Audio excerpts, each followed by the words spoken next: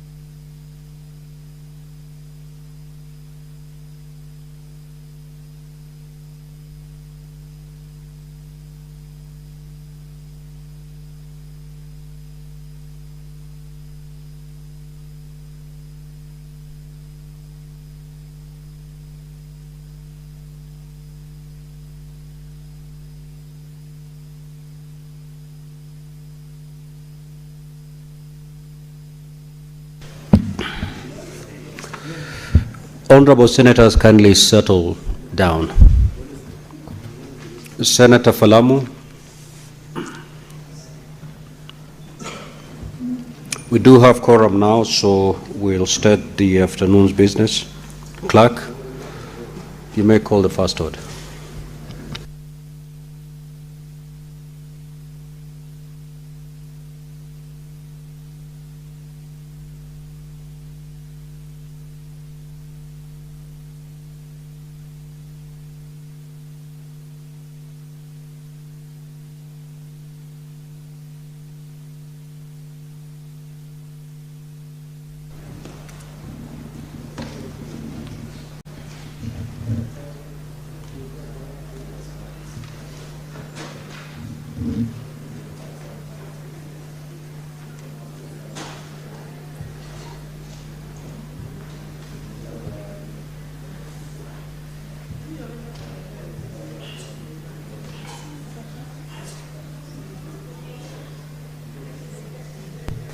Clerk, you may proceed to call the first order.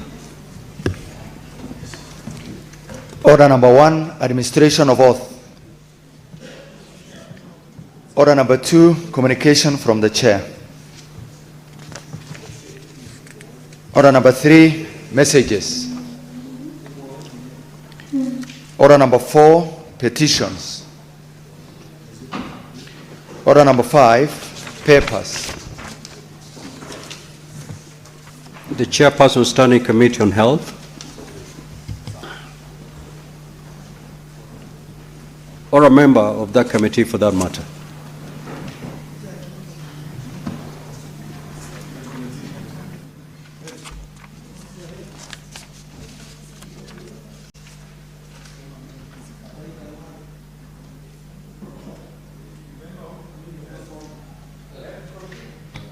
Yes. Mr. Speaker, sir, I beg to lay the following paper on the table. Today, Wednesday, the 17th of June, 2026. This is a report of the Standing Committee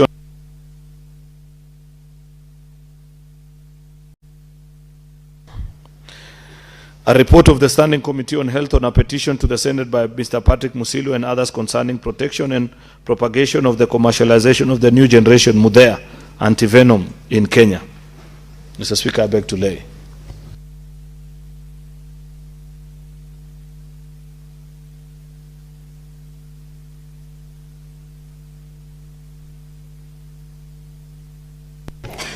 Next order, Clerk. Order number 6, notices of motion. The Chairperson Standing Committee on Health.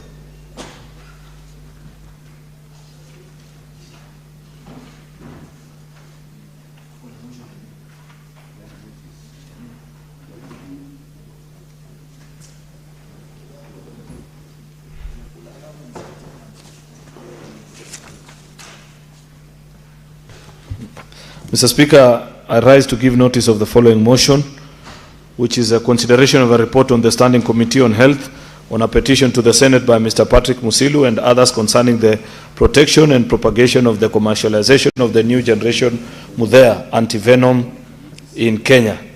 That the Senate adopts the report of the Standing Committee on Health on a petition to the Senate by Mr. Patrick Musilu and others concerning the protection and propagation of the commercialization of the new generation Mudea antivenom in Kenya, laid on the table of the Senate on Wednesday, the 17th of June, 2026. Senator Catherine Muma.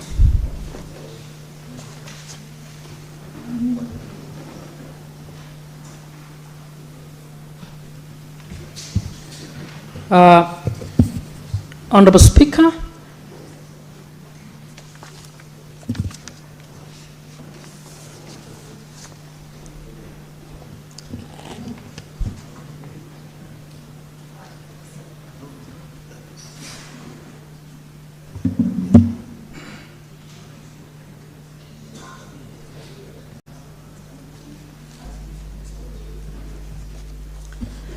thank you, Honorable Speaker. Honorable Speaker, I wish to move the motion on to give notice of the motion on the rising cases of student unrest, arson, and insecurity in schools in Kenya. On behalf of myself and Senator Veronica Maina. Honorable Speaker, aware that Articles 43, 1F and 53 of the Constitution of Kenya guarantee every child to the right to education, protection, safety, and welfare, cognizant that the Basic Education Act 2013 and the Children's Act 2022, the Occupational Safety and Health Act, and the Safety Standards Manual for schools in Kenya require learning institutions to provide safe and secure environments for learners, concerned that Kenya continues to witness recurrent cases of student unrest, school strikes, and arson attacks in schools, leading to loss of lives, destruction of property, disruption of learning, and psychological trauma among learners and their families. Acknowledging the findings of the National Crime Research Center, the Auditor General's Performance Audit Report on Fire Safety Preparedness in Secondary Schools 2020, and the Claire Omolo Task Force Report 2016, now therefore the Senate resolves that the Ministry of Education, 1, tables in the Senate a status report on the implementation of the various inquiries on school fires, including the Auditor General's Performance Audit Report on Fire Safety Preparedness in Secondary Schools 2020, the National Crime Research Center, NCRC 2016, the Claire Omolo Task Force Report 2016, and the Bombolulu Commission of Inquiry Report 1998.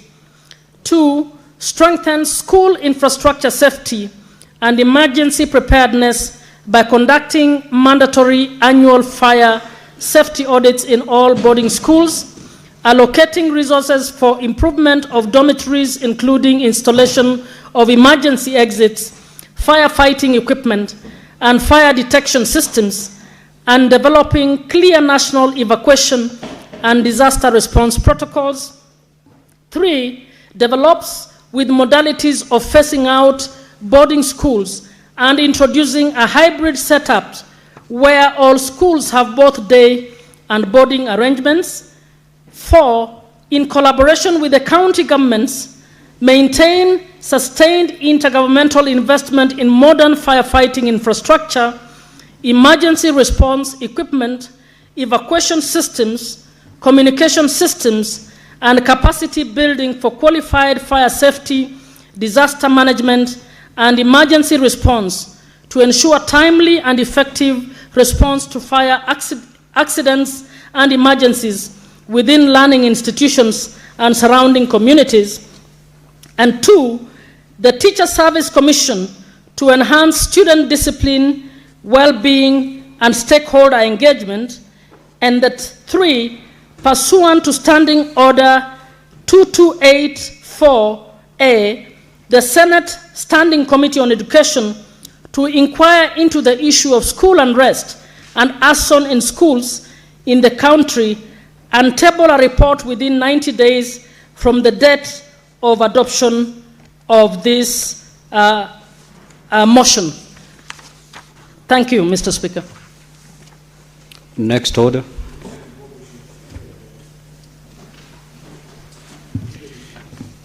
Order number 7, questions and statements. Now, honorable senators, allow me to invoke Standing Order 45-2 to rearrange today's order paper. We need to conclude order number 10 before we embark on our recess. And we only have today and tomorrow. And therefore, we will deal with order number 8, number 9, number 10, thereafter come back to the statements. Clerk, you may proceed. Order number 8, the Crops Amendment Bill, National Assembly Bills number 8 of 2023. First reading. A bill for an act of parliament to amend the Crops Act. Next order. Order number 9, motion, reconstitution of standing committees. The Majority Leader. Mr. Speaker, thank you. Mr. Speaker, I rise to move the following motion, which is the reconstitution of standing committees. That notwithstanding the resolution of the Senate made on 12th of February 2025 on the approval of senators to serve in various standing committees of the Senate and pursuant to standing orders 197, 199, 228 and the fourth schedule to the standing orders, the Senate approves the following senators nominated by the Senate Business Committee to serve in the standing committees of the Senate as follows. 1. Committee on Information, Communication and Technology, Senator Agnes Kavindu to replace Senator Beatrice Akinyi Ogola. 2. Committee on Energy, Senator Abdul Mohamed Haji to replace Senator Beatrice Akinyi Ogola. B. Still under the same Committee on Energy, Senator Moses Kajwang to replace Senator Edwin Sifuna. 3. Committee on Agriculture, Livestock and Fisheries, Senator Beatrice Akinyi Ogola, MP, to replace Senator Moses Kajwang. Mr. Speaker, these are routine changes to committees. These have come from the minority side. We have similar ones on the majority side, which we have just submitted, but we missed the deadline for SPC yesterday, and are hoping that if you could favor us, Mr. Speaker, this is the wrong way to do it. I needed to come to your office. But if we find favor with you, Your Honor, Your Excellency, the Conqueror, son of Kamale. Majority Leader, you come to my office. Mr. Speaker, I'm wondering whether Senator Alwale has visited you of late. You become very tough on me. For no apparent reason. Anyway, Mr. Speaker, these are very routine matters. I don't want to waste the House's time. That's a procedure. I beg to move and request the Minority Leader, whose business ideally this is, Senator Stewart Mazzai, to second. I thank you. Thank you, Mr. Speaker. I second. Majority Leader, just take your seat, please. I will now propose the question that notwithstanding the resolution of the Senate made on the 12th of February 2025 on the approval of senators to serve in various standing committees of the Senate and pursuant to Standing Order 197, 199, 228 and the fourth schedule to the standing orders, the Senate approved the following senators nominated by the Senate Business Committee to serve in the standing committees of the Senate as follows. Committee on Information, Communication and Technology, the Honorable Senator Agnes Kavindu MP to replace Honorable Senator Beatrice Akinyi Ogola MP. Committee on Energy, the Honorable Senator Abdul Mohamed Haji MP to replace the Honorable Senator Beatrice Akinyi Ogola MP. And the Honorable Senator Moses Kajwang MP to replace the Honorable Senator Edwin Sifuna MP. Committee on Agriculture, Livestock and Fisheries, the Honorable Senator Beatrice Akinyi Ogola MP to replace the Honorable Senator Moses Kajwang MP. Now, just like the Majority Leader has indicated, this is a procedural motion. The floor is open for debate. However, with your concurrence, I may proceed to put the question.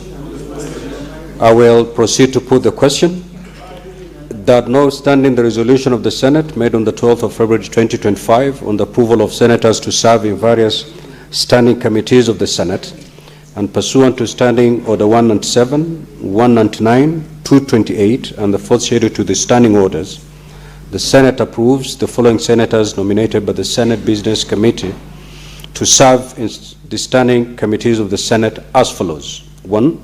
Committee on Information, Communication and Technology, the Honorable Senator Agnes Kavindu MP to replace the Honorable Senator Beatrice Akinyi Ogola MP. 2.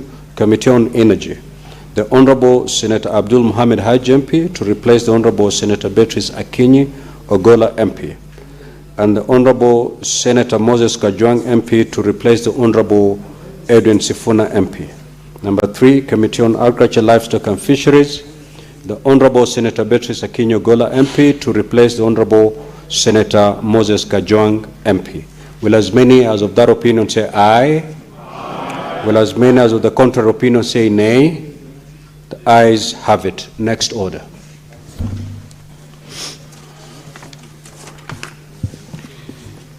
Order number 10, the county allocation of revenue bill, Senate bills number 10 of 2026. Second reading, resumption of debate. Now, at the rise of the House yesterday, Senator Paris Tobiko had the floor, and she had a balance of 15 minutes. She is not present, and therefore we will follow the queue as reflected in my dashboard. Senator Manzo.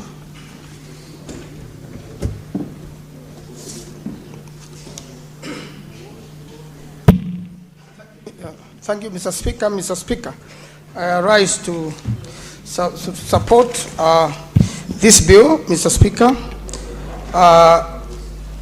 which, Mr. Speaker, is the count allocation of revenue bill, Senate bills number 10 of 2026, Mr. Speaker. Mr. Speaker, this House requested for a higher amount as an allocation to the counties, and upon negotiations with the National Assembly, Mr. Speaker, they added an amount which the Senate still feels was not sufficient. But, Mr. Speaker, I would like also to challenge that though the Senate stands for devolution, and devolution is the answer to development in the counties, Mr. Speaker, there has been challenges since the advent of the new constitution, Mr. Speaker. First of all, low allocations. Two, accountability has been an issue. And, Mr. Speaker, despite all these challenges, you find that counties are also raising their own revenue. And, Mr. Speaker, before this House also is a request for statement whereby now that there's a new system of accounting in the counties, that Senate could also access and know the payments be made. Mr. Speaker, one of the biggest challenges, we are still dealing with, pendy bills since devolution started in many counties, and this has hindered development. There are a lot of pendy bills, Mr. Speaker, which have not yet been sorted for one reason or another. Mr. Speaker, we had also had an issue of the headquarters of Tharaka Nithi, which was delayed by investigations, and I believe by now every county should be having its headquarters completed and functioning, Mr. Speaker.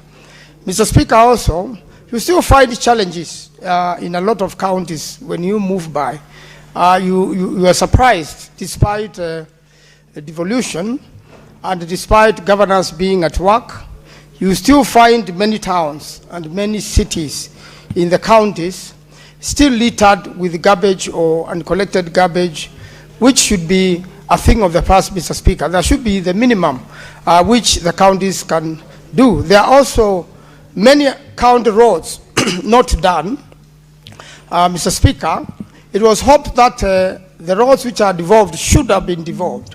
And some of these organizations, Mr. Speaker, which are handling roads from the national level, other than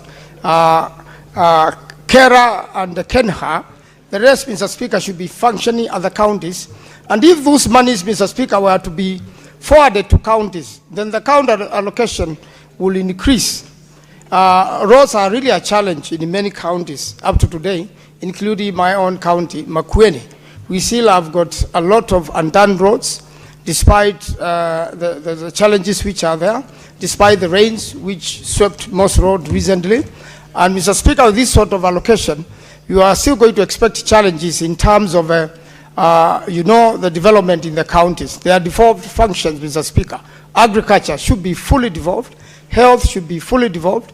Mr. Speaker, when the report of Health Committee came to this House, Mr. Speaker, we had visited Makueni.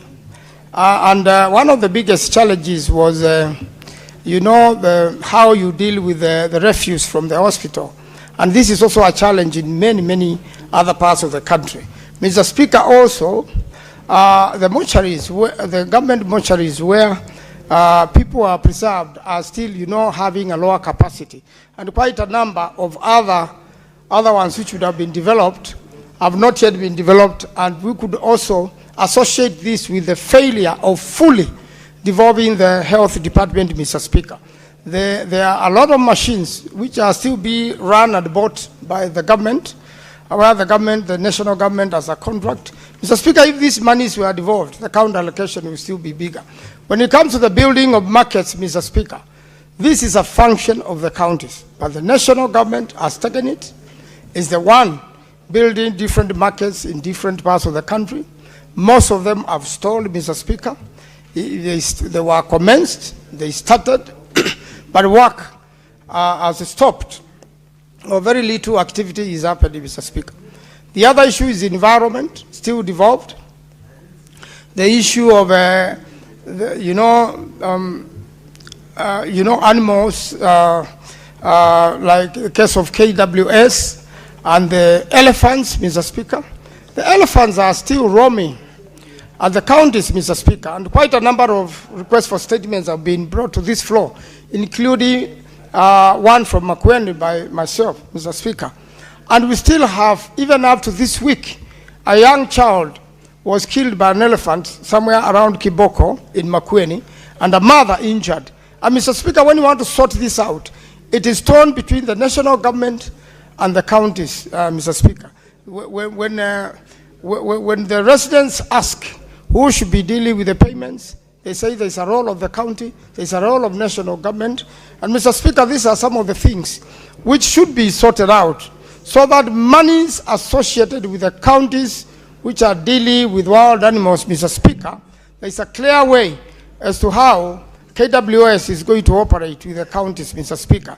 It is still not clear. People are suffering with animals. I've had quite a number of senators here raise issues with the different counties, especially people being killed by wild animals, and the compensation. In fact, Mr. Speaker, we've had a bill pending in this House. I had processed one at the National Assembly about snake bites. And right now, when I came to this House, I found that the senator for Taita Taveta had brought that bill here. Quite a number of Kenyans are being killed by snakes, and yet we are yet to process that bill here so that we can take back as one of the animals when they injure somebody, there could be compensation. So, Mr. Speaker, the challenges are many. I don't want to repeat what my colleagues have already said on this floor, Mr. Speaker. I'm also aware that we need to process this bill as quickly as possible so that monies can go to the counties. Mr. Speaker, quite a number of governors have appeared before our committee, and I believe those who had issues not appearing have no issue anymore and should be appearing so that there could be accountability. Mr. Speaker, the Senate works with audited accounts. That's how we oversight. But quite a number of people still think we should be doing the work of the county assemblies, Mr. Speaker. The law is clear, our role is clear, and we support devolution. We want it to succeed. We are going to work harder, Mr. Speaker, to make sure more resources go to the counties. And this must begin with the devolving Schedule 4 fully, so that agriculture, health, Mr. Speaker, issues related to environment and water could fully be devolved to the counties, and that governors could take full charge of those activities so that counties can develop. Mr. Speaker, I do support and I thank you for the opportunity to contribute on this very important bill. I thank you, Mr. Speaker. Before I call Senator Koit to make his comments, allow me to make this communication. Senator Korir, kindly take your seat.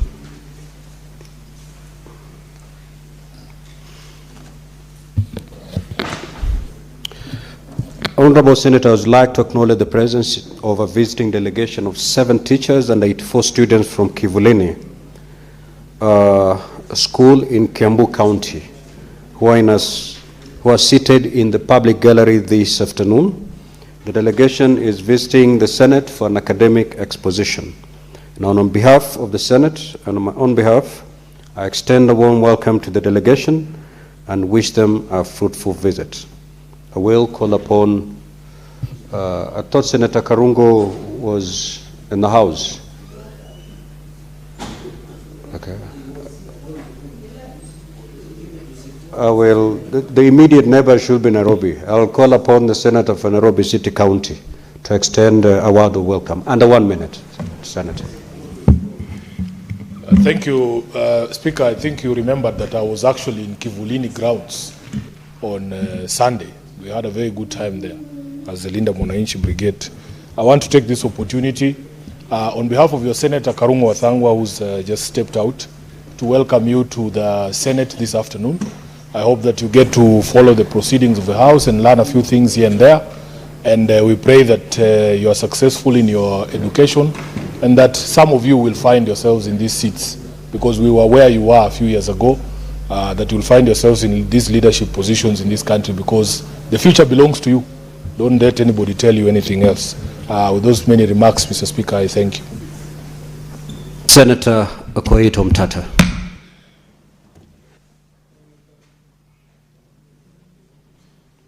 Mr. Speaker, sir, thank you for the opportunity to contribute to the county allocation of Revenue Bill 2026.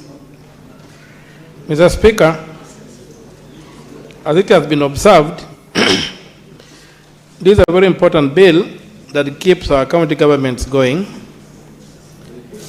and it also keeps, when our county governments are going well, the national government is doing well. We have had very many hiccups in the county governments in terms of implementation of their budgets. And Mr. Speaker,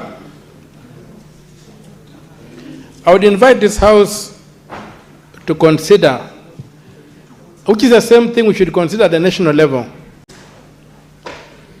control of public money. How do we control public money? And what is the architecture in the Constitution for controlling public money? We raise money, we distribute the money nationally and at the county levels, then we lose control. So how do we control this money? And I would be inviting this House to look at Article 225, Clause 1 and Clause 2. In that article, the subheading of the section is control of public money. And the first requirement is for Parliament to establish a national treasury.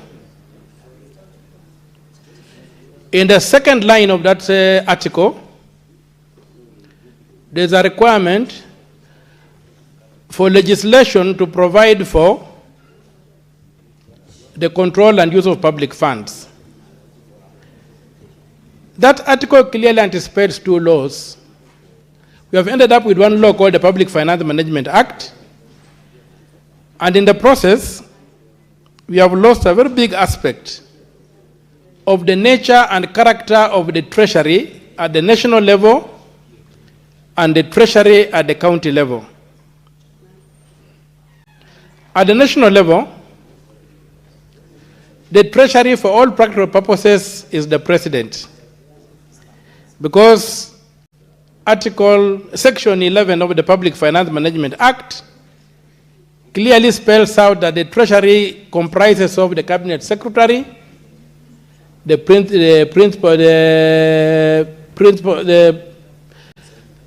principal secretary, and the departments, and the cabinet secretary is the head of the treasury. A similar arrangement, Mr. Speaker, sir, is replicated in the counties. We have got the CEC Finance and the Chief Officer of Finance running the treasury and serving at the pleasure of the governor. At the national level, they serve at the pleasure of the president. So at the end of the day, you end up with the governor being the treasurer of the county and the president being the treasurer of the national government. The two individuals, honorable or excellencies as they are politicians. And the politicians seek to attract support. You give them a pot of honey, they'll use that pot of honey to attract whatever they want to attract. So the treasuries become tools for attracting political support, not for development. And so you find that when you go to our counties, resources, at the end of the day, the budget is done, the CIDPs are made, the county development, whatever are made, then the budget. But at the end of the day, what happens is what the government wants to see happening, not the budget. You come to the national level, Mr. Speaker, sir, we go through a very strenuous and demanding process of budget making, right from the ground. It's programmed up to the top, and we get to the national government, we make a budget, like the National Assembly will make a budget, it's passed. But what gets implemented is not that budget. It's the whims of the president. Simply because the president has both the knife and the cake, as Achebe would put it. The governor at the county level also has the same arrangement. The county assemblies are voiceless because the only tool they could use to control the governor is already with the governor, which is money. You come to the national level, the only tool that parliament could use to control the president is money, but the money is already with the president. Yet our constitution requires those things to be separate. And Mr. Speaker, sir, if you look at that, just even a casual look at the constitution, the cabinet is handled at Article 152. The treasury is handled at Article 225. It was not an idle exercise that the separation was so physical even in the document itself. So the idea that the treasury should be a ministry of the national government hurts devolution in a very bad way. Other than losing control of public money, which should be controlled through this house and our sister house, the National Assembly, we get a situation whereby the president, through the cabinet secretary and the PS finance in charge of the treasury, control the treasury. And this plays out. Even the other day, Mr. Speaker, you were at a function and I was watching you, where you are celebrating with heaps of rice over one young man who had been made a PS. And you are praising him and singing and dancing and jumping around. At the end of the day, Senator Omtata. yes, Senator Omtata.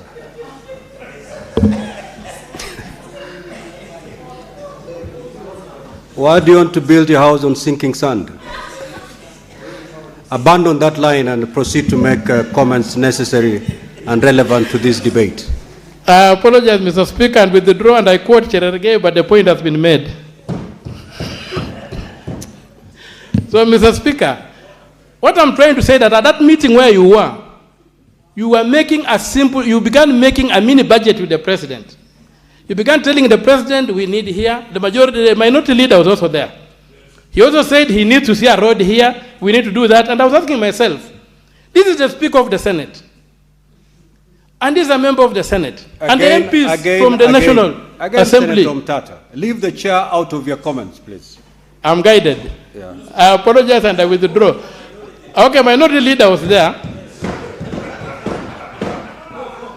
They have made their budget in this place. And it's not immediate, it just happened. I'm just repeating it because it was the most recent when you were enjoying, what do they call it, biryani and those kind of things that we find unpalatable in the West. But you like them in the coast. So if you gave Sufuna for dinner, you gave him biryani, he'll wake up at night to demand a meal. Because he's been raised on stronger stuff. So when you were doing that, you found that you have made a budget in this house, in Parliament, you have made a budget, you have gone through all these rigors, all this pain of all these things that we do here. But then what happens? When the president appears in a village, you stand up and begin saying, we need this, we need that, we need the other, and the president says, I will grant you. You go down to the governor, when the governor appears at a funeral, people speak and say, we need this, we need this, we need that, but there's a budget that was made for that county. Those things are not in the budget. The governor grants them. That is why the problem is in this country. That we have disobeyed Article 225, Clause 1 of the Constitution, to set up independent treasuries. In this country, we have a presidential system, but we cannot shut down the government of Kenya like it happens in the US, that the government shuts down because the budget has not been passed. We can't do that here. So I would be praying with this House. And again, I want to invoke and harass my brother Bishop. There's a bill you are supposed to make on separating the National Treasury.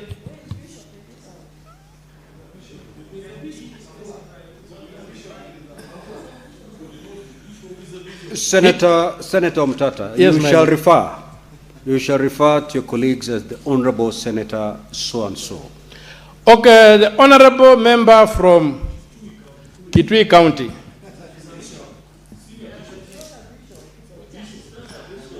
Order, Honorable Senator. Bishop simply means elder in Greek.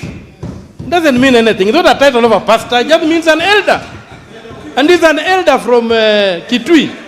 He's an elder from Kitui. Order, Honorable Senators, order.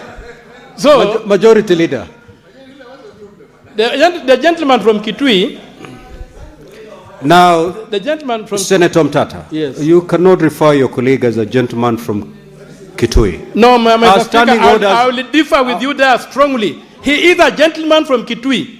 Let us get the right terminologies to be used in this House. I Now, understand my English, even if you go to the Senate of the Republic of the USA, where we borrowed, they refer to each other as gentlemen or ladies from here or from there. now, Senator Mtata, take your seat. Take your seat. Senator Mtata, this is a house of rules and procedure. 4 years down in this term, by now you must be versed with the provisions of standing orders, especially on the standing order that demands that you refer to your colleagues as the Honorable Senator so-and-so. It is not a directive from the chair. It is a demand by our standing orders. Kindly proceed to refer the Honorable Member from Kitui as Honorable Senator Enoch Wambua. Proceed. You just said what I was Leave saying. the issue of the gentleman to the other jurisdictions. Okay, the honorable gentleman from Kitui, because we want the... Senator Omtata, I have directed you. But you have just said you have also referred to him as a man You from need from to Kitui. respect our standing orders. Please, just stick to our standing orders. Leave alone the Englishmen to refer their Englishmen the way they want to refer them. Let's stick to our standing orders. Mr. Speaker, maybe some guidance. What is dishonorable in referring to somebody as a gentleman?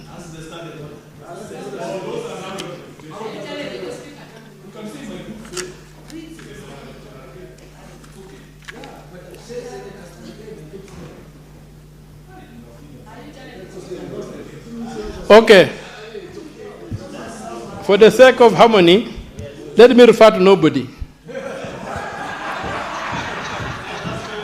So is it that way?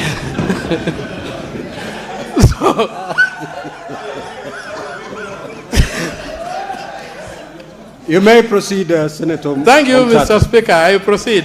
And what I'm going to say is that there was a proposal to move up a bill to help us separate the treasuries at both the national and the county level from the executive so that we can restore control of money through the elected assemblies and with the use of independent civil servants who enjoy security of tenure to be custodians of the public purse. And the only way money can be moved from the treasury is that it must be in the bill, in the budget, and that it has been approved by the control of budget.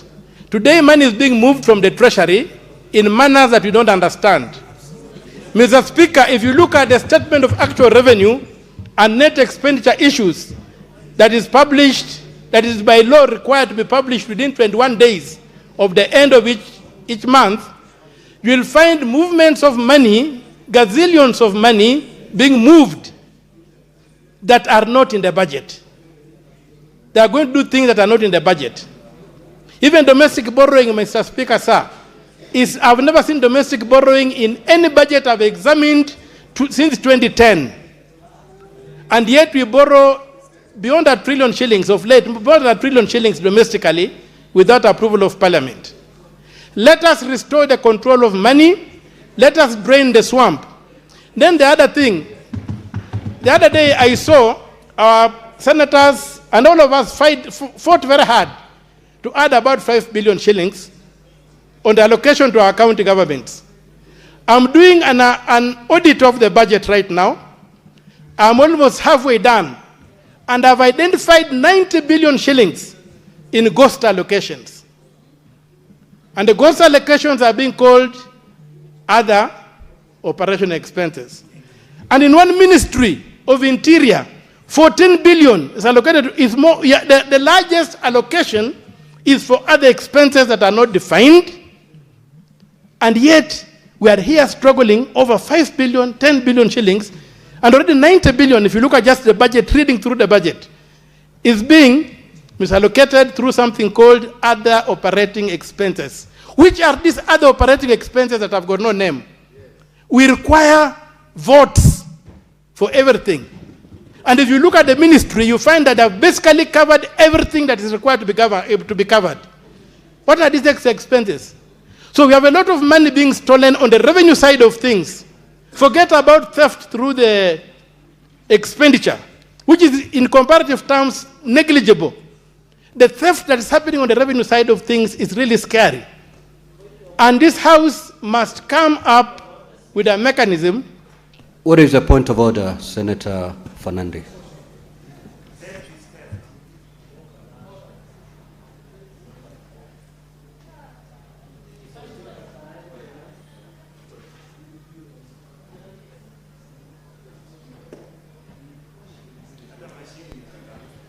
Mr. Speaker, I raise understanding order 105 on responsibility of facts and article 211 borrowing by the national government. Mr. Speaker, is it in order for the distinguished Senator and Presidential hopeful Senator Okia Omutata to say there is borrowing by national government without approval by Parliament, even quoting 1 trillion plus? Is it in order, yet the Constitution under Article 211 say Parliament shall approve, Mr. Speaker? Is it in order? Can you substantiate the allocation? Can you order, Honorable Senator, Senator Onyonka. Senator Onyonka. It's not a fact as far as Senator Fernandez is concerned. Correct. And that's why he has stood on a point of order seeking that particular allegation to be substantiated. Now, Senator Okiom. Yeah, can you substantiate, Mr. Speaker? Take your seat, Senator Fernandez. I had not finished, Mr.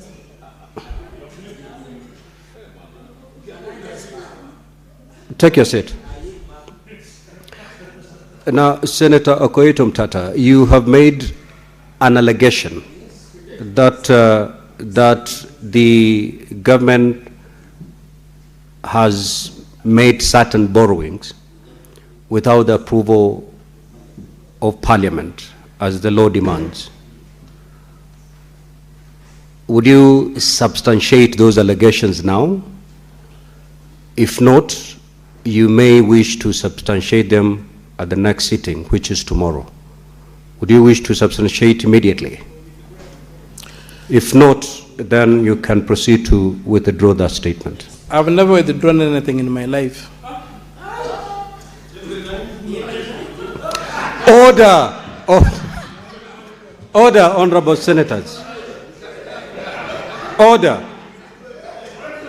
Order. The member has just stated he's never withdrawn anything in his life. Yeah. Allow him to stand by his assertion. Proceed. And Mr. Speaker, sir, before I substantiate, we must understand that I hope my time is being saved. We must understand that information is immaterial. That's why we are told that in the beginning was the Word, and the Word was with God, and the Word was God. It's immaterial. It's spiritual. and I want to begin by partially substantiation there is the money that was given to the Nyota Fund by the World Bank. Where in the budget was it approved? That loan that was given. And going forward, I would request that tomorrow the clerk sets up these instruments. I come here and I need 30 minutes to substantiate, and I walk you through the budgets and the statements of accounts of the government to show you how we are being looted. Can that be done for me tomorrow? Order, Honorable Omtata. Honorable Omtata, you have just indicated you're unable to substantiate instantly, and therefore you are requesting to do so tomorrow. Very well. You may proceed to conclude your comments. But the request is that I be allowed to... You may proceed. The gadgets be actualized, the country be hooked on, and I do the substantiation online for everybody to see. Not that I give you to decide whether I've substantiated or not. Senator Omtata, yes. You cannot dictate on how this House proceeds on this matter. I am an elected representative. I represent taxpayers, and the only reason I'm here is because people pay taxes. Everything else is irrelevant. And when it comes to public money, I will dictate how that public money is to be used.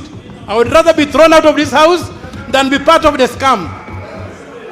I achieve nothing sitting in this house if it cannot control public money.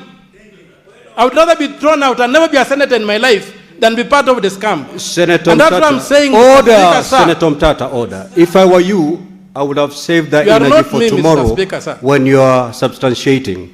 You said you're unable to do so right now, and therefore, can you save that energy for tomorrow with all the gadgets? You may now proceed. I only requested that the matter of substantiation should be not a case whereby I hand you a flash disk, then you come and tell us, I've substantiated or I've not. I want to do it in the open, on the screens, so that every person in this country can see that I've substantiated. Our government is engaging us in odious debt, which we have not been approved by Parliament. Because the only reason I'm here is because Senator Omtata, we have concluded that matter. Proceed to conclude your comments. Yes. Thank you, Mr. Speaker, sir. I'm well guided. And moving, yes, I would like to be informed by the whip. I have not given any permission for any information. Proceed to conclude your comments. So, Mr. Speaker, this bill is a very important bill for us. But it amounts to a lot of pounding water in a mortar. It amounts to pounding water in a mortar if we don't restore the checks and balances that ensure that public money is controlled. We must control money. So the system that is broken, as my brother is saying, I hope that's parliamentary to call you my brother, is good for us to go back as Parliament, and I will be requesting the leadership of the House to give prominence to the requirement in the Constitution that we have control over public funds, that the power of the purse leaves the presidency and comes back to Parliament, that the power of the purse leaves the governor's chambers or residence and comes back to the National Assembly, to the county assemblies. That way, it's not a manifesto issue. It's an issue that's in the Constitution that requires implementation. Article 225, Clause 1 is very clear. And you have to read it as separately from Article 225, Clause 2. We are required to make two laws. We made one and made a mess of it. And the country is suffering because of that. It is something we can do. I don't know how to refer to him, but there's a way in which somebody ought to bring a bill.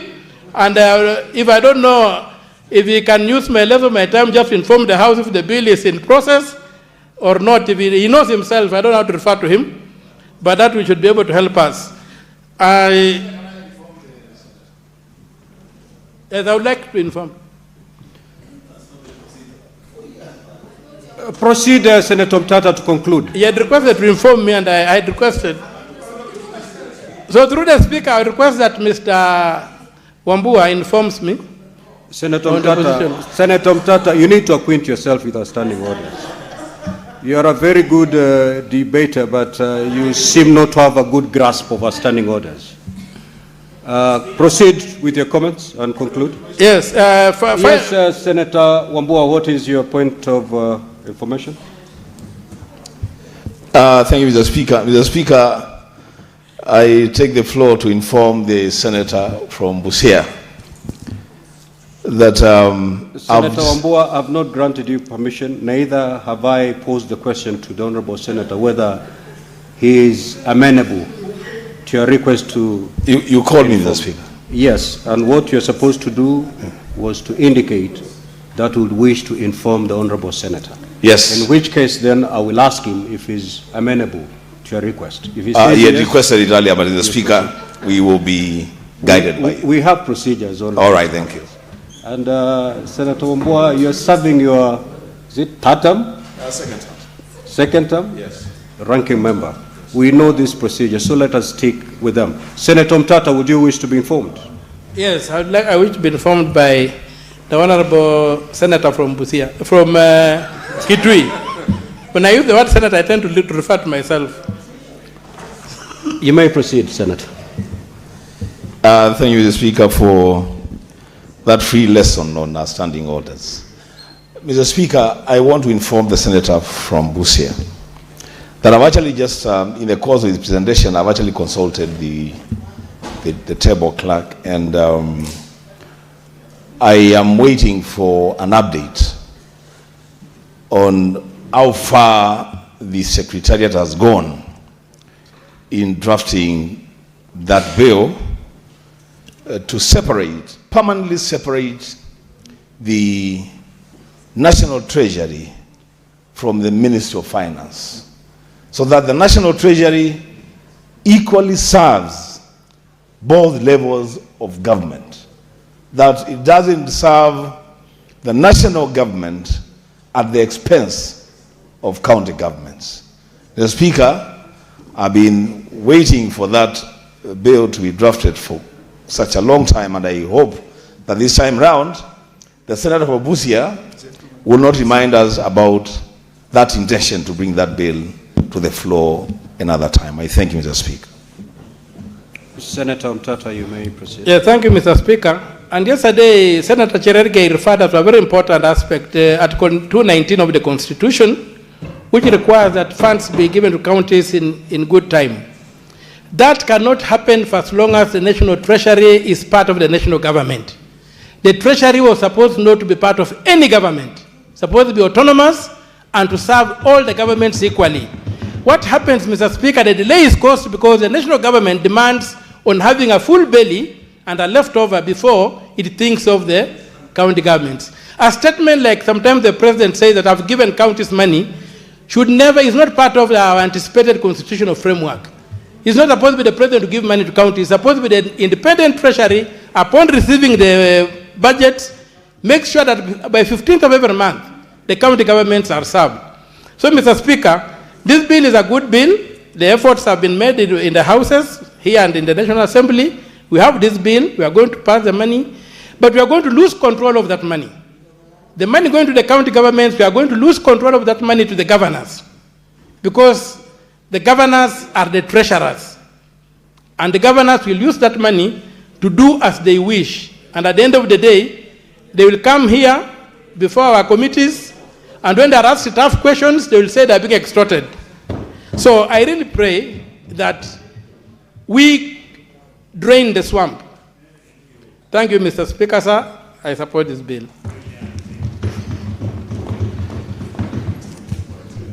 The Senate majority, the mover of this motion was the Chair, Budget and Finance. You may now move to reply.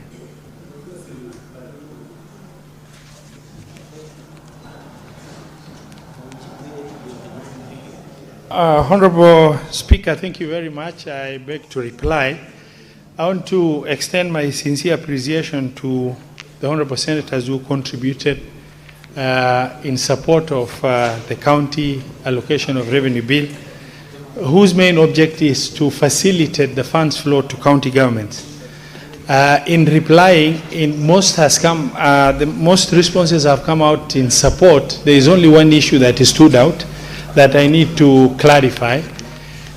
In DORA, there was inclusion of 8.94 billion meant for UHC. Unfortunately, DORA only covers the vertical share of revenue between the national government and county government. In the wisdom of the committee, the right place for that to have been placed was in the county government additional allocation for this year, because if it went into DORA, then we would have applied the fourth basis of revenue sharing formula, which will mean the monies would have been equitably shared. And UHE workers are not the same in Mandera or in Kisii or in Kilifi. They are not the same number of UHE workers. It was supposed to be specific to different county governments. As such, the best place it would have served would have been under the county additional allocation bill, where the schedule then will specify the number of UHE workers in each specific county. And subsequently, then, for the county governments can absorb UHE workers this year using the funds allocated in county additional allocation, but then DORA is enhanced subsequent year in order to make sure that absorption is properly taken care of. Honorable Speaker, since the matter is pretty straightforward, it covered the horizontal share of revenue and the schedules that relate to various counties and what they have benefited from the 428 billion that was the share, the equitable share to county governments. I beg to reply. Thank you.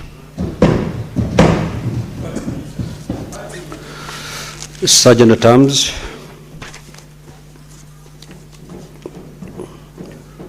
Before I ask the Sergeant at Arms to close the door, we will ring the quorum bell for 2 minutes.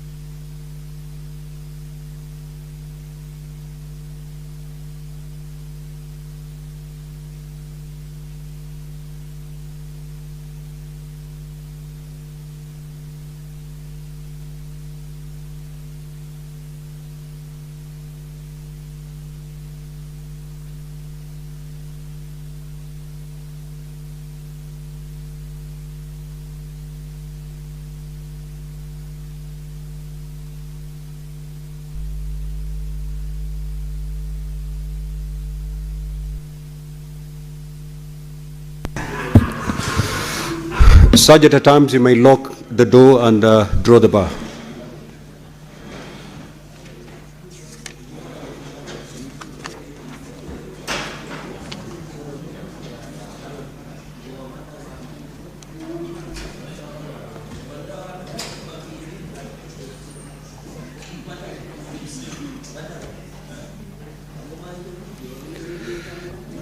Clerk, kindly confirm that the system is ready so that I put the question for voting.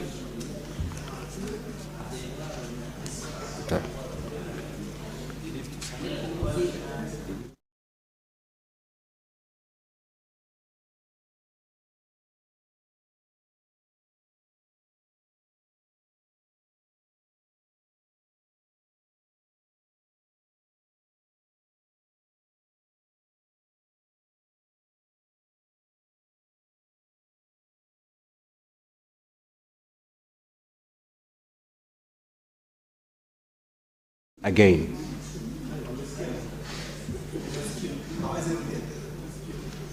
Good. I'm told you are well advised. Thank you.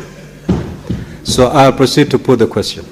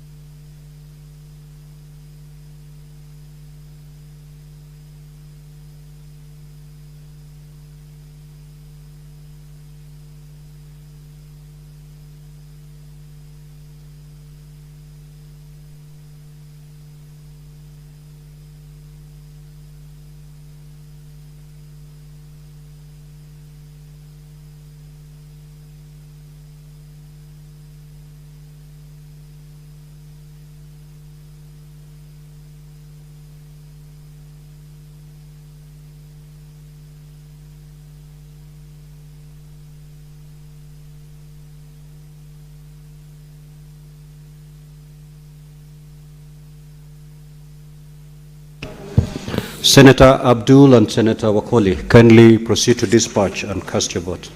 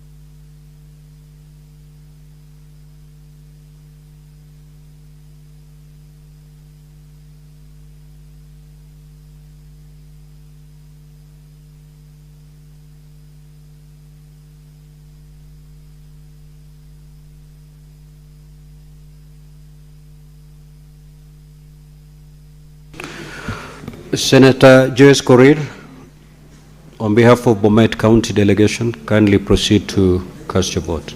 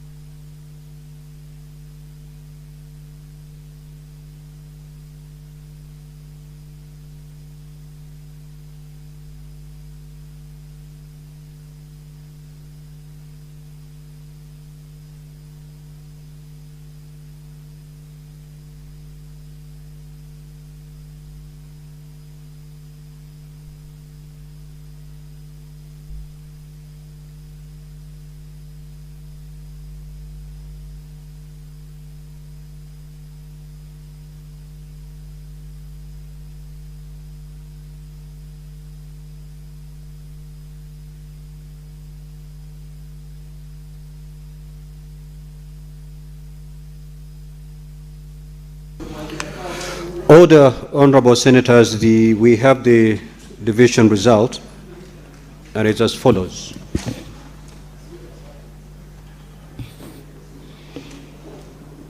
The ayes 27 votes, the nays 0 votes, abstention 0. So the ayes have it. A bill for an act of parliament to provide for the equitable allocation of revenue raised nationally among the county governments for the 2026-2027 financial year, the responsibilities of national and county governments pursuant to such allocation and for connected purposes.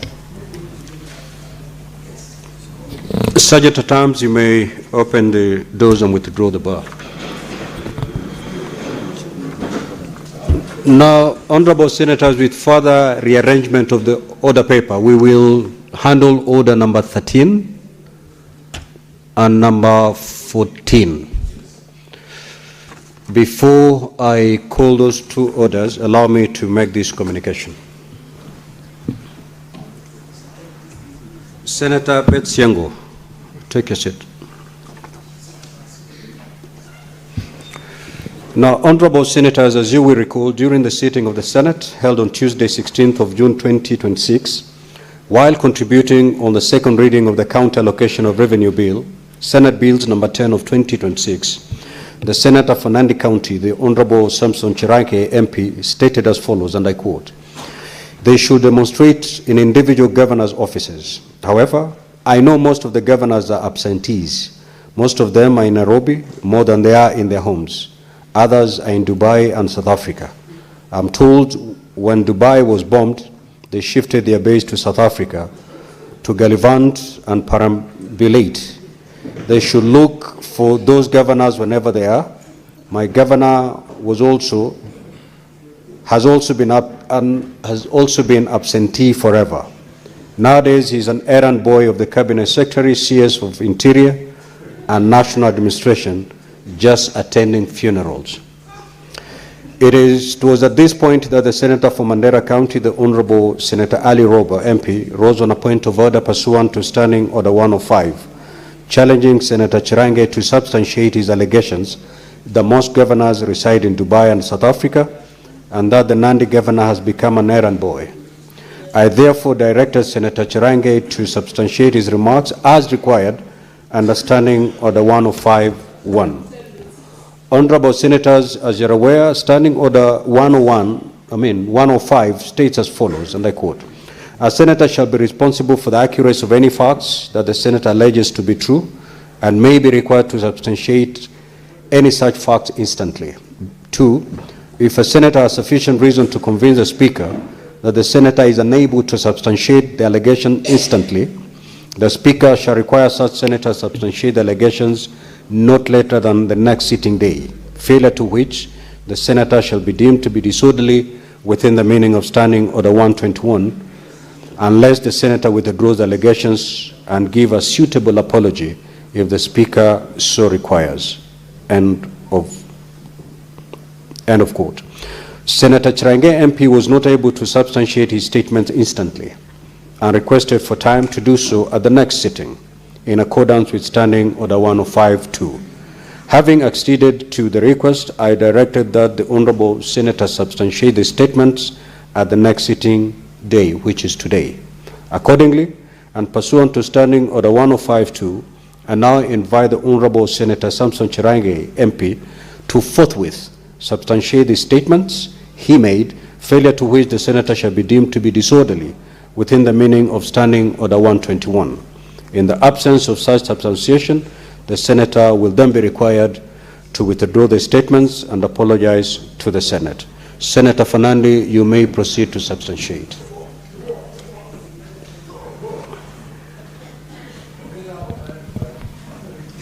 Mr. Speaker, as per the Standing Order 105.2, I now want to table documentation and the link that will go a long way to substantiate my assertions, and I hope if your office will need further evidence, I'm willing to provide. Mr. Speaker, I beg to table. You may table. Now the chair will look at the documents that you've tabled and make a further communication.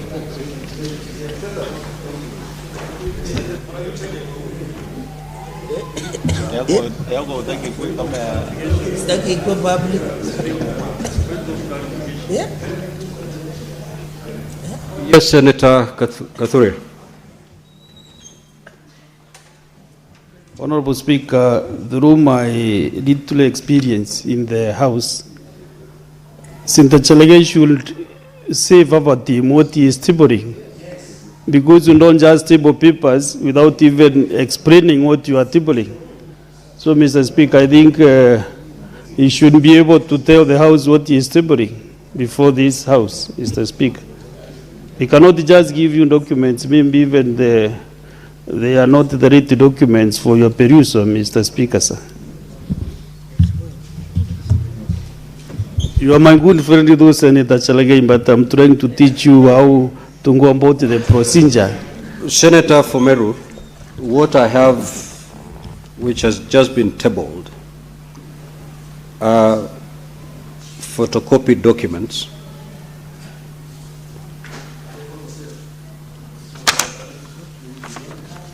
They're extracts from something I believe should be an Instagram page of Stephen Sang, whether it is the same governor we are talking about or it's a Stephen Sang that has no relationship with this debate, but that's what I have, extracts from that.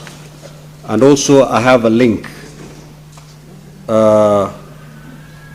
https://www.standardmedia.co.ke/politics. S/article/201541307/absentee. Governors, why Northeastern county chiefs are facing public wrath. That is what has been tabled. I need to look at them and make a further communication, whether they indeed substantiate the allegations that have been made. Let us not waste time on this. We have better business.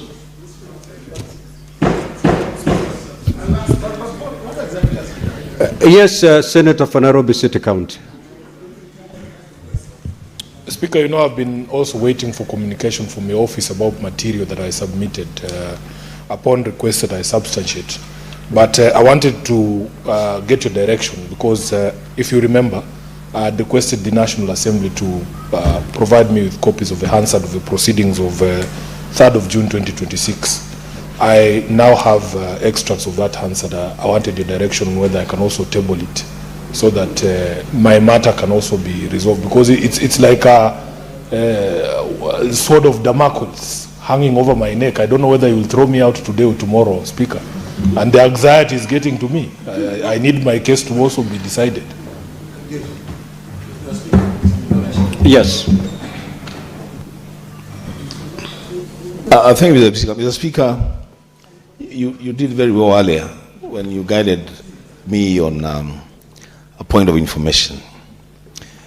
And Mr. Speaker, what Senator Agei has done, and you can guide us on this as well, is that he says he has tabled documents to substantiate. Now, compare and contrast that with what Senator Sifuna has just said, that I have copies of the answer from the National Assembly. So specific documents to address a specific issue. What exactly is it that Senator Fernandi has tabled? What document is it that, because it is not for the Speaker to tell us what you have tabled. It's for you to say, I have tabled this. The Speaker will make a determination as to whether what has been tabled is admissible or not, Mr. Speaker. Thank you. Honorable Senators, just to start with the matter raised by the Nairobi City County Senator, you may proceed to table the Hansard from the extract of Hansard from the National Assembly.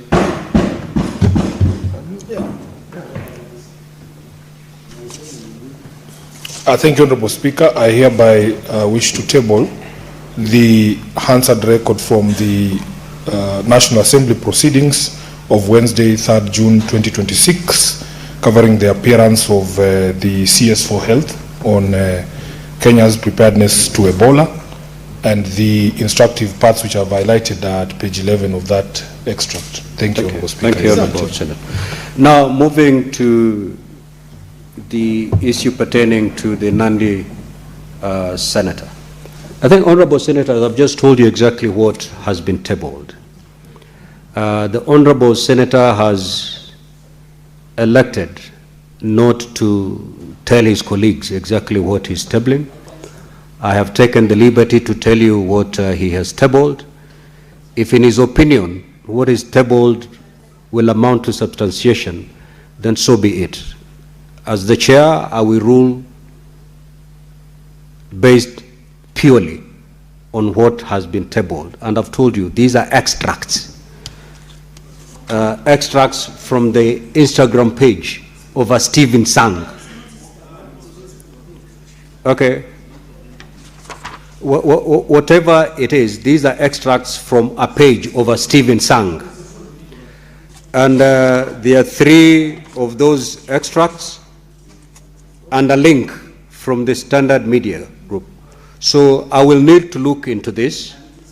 And if this material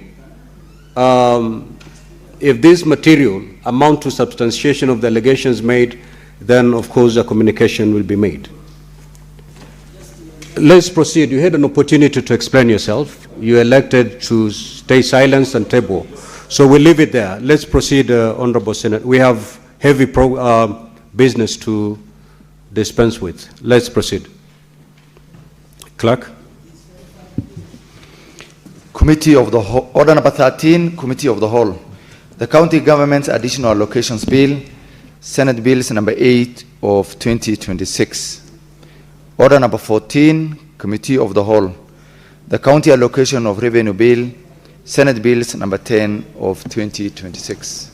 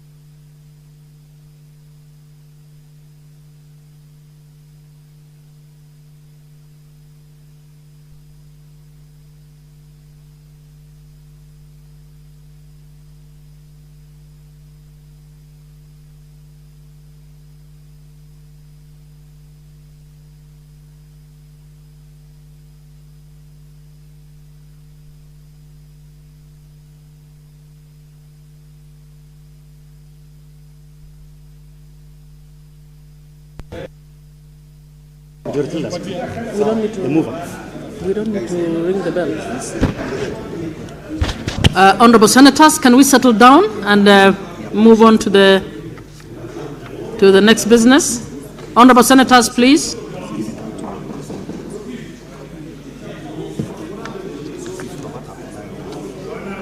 Honorable Minority Leader Senator Chirargei, can we settle down, please?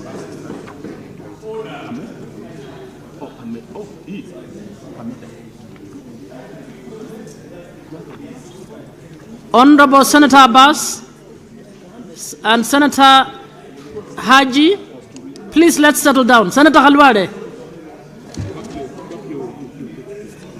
please settle down. Senator Abbas, please don't leave. Please don't leave.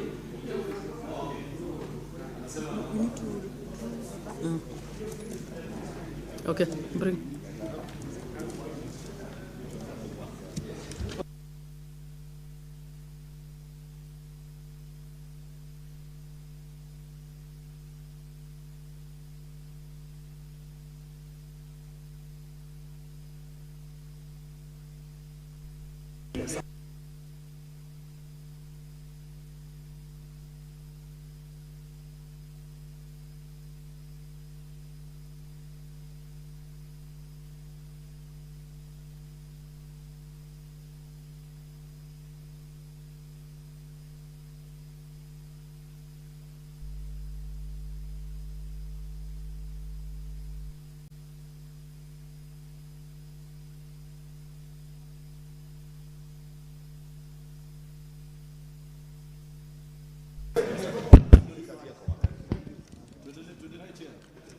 Honorable Senators, we are now in the Committee of the Whole for the County Government's Additional Allocations Bill, Senate Bill number 8 of 2026.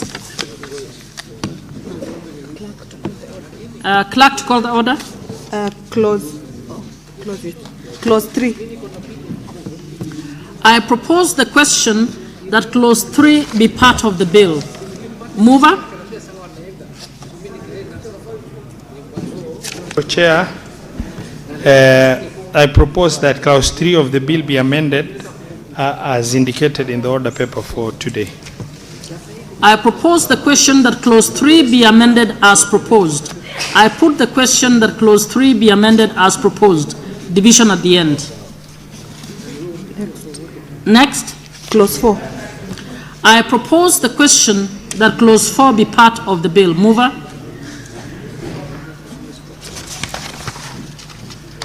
Honorable Chair, I propose that the clause 4 of the bill be amended by deleting the subclauses 3 as indicated in the order paper of the day. I propose the question that clause 4 be deleted. I put the question that clause 4 be deleted. Division at the end. Next. Clause 5. I propose the question that clause 5 be part of the bill. Mover.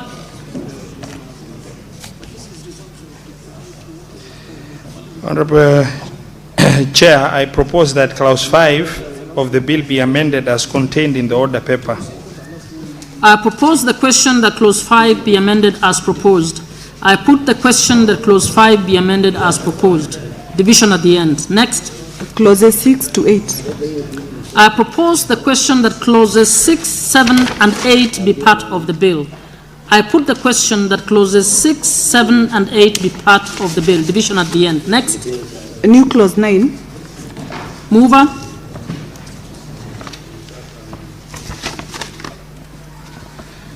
Honorable Chair, I propose that the bill be amended by inserting the clauses as indicated in the order paper of the day, class 9 and 10. I propose The the schedules. I propose the question that new clause 9 be now read a second time. I put the question that new clause 9 be now read a second time. Division at the end. New clause 10. Mover.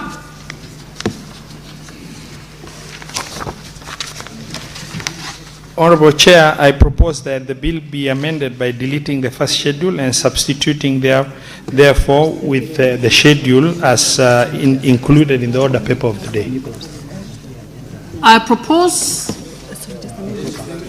Asking to move the new clause 10 again. Mover, would you kindly move the new clause 10? Second reading. We had jumped to New clause 10. second reading to be read a second time. You're not yet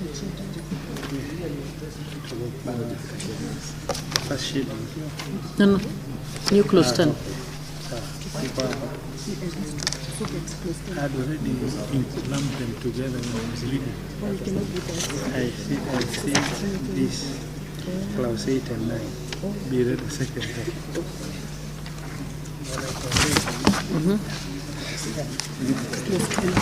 Honorable Chair, I propose that the bill be amended by inserting the following new clauses, that is clause 9 and 10, and be read a second time. No, you need to read them separately. We've already finished with them. Okay, let's go back to new clause 9. This is not. Start from 9, but read separately. New clause 9, clause 1, the second reading was here. New clause 10. Honorable Senators, we are going back to new clause 9.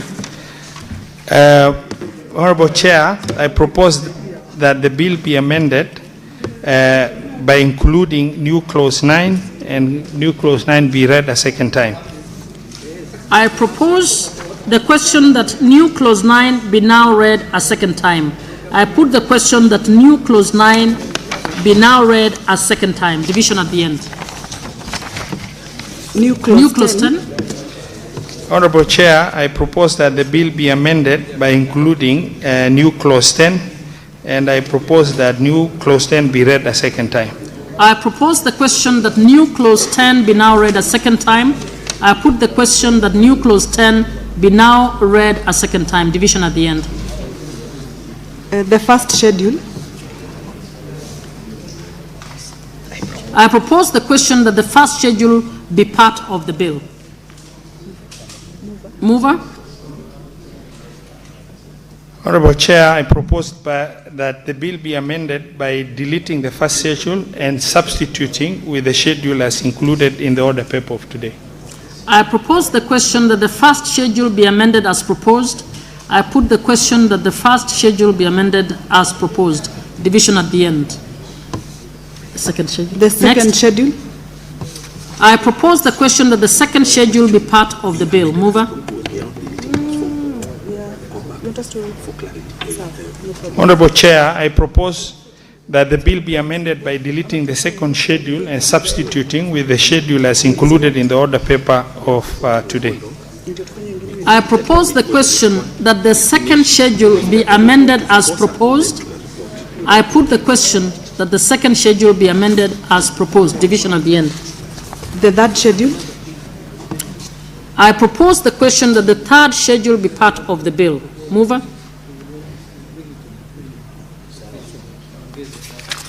Honorable Chair, I propose that the bill be amended by deleting the third schedule and substituting therefore with the schedule as contained in the order paper of today. I propose the question that the third schedule be amended as proposed. I put the question that the third schedule be amended as proposed. Division at the end. Next. Clause 2, the title, and clause 1. I propose the question that clause 2, the title, and clause 1 be part of the bill.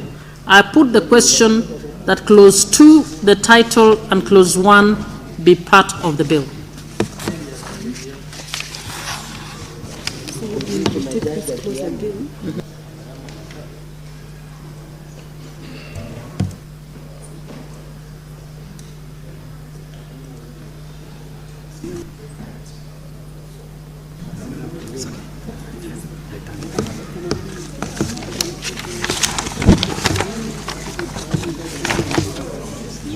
Honorable Senators, we will retake clause 4.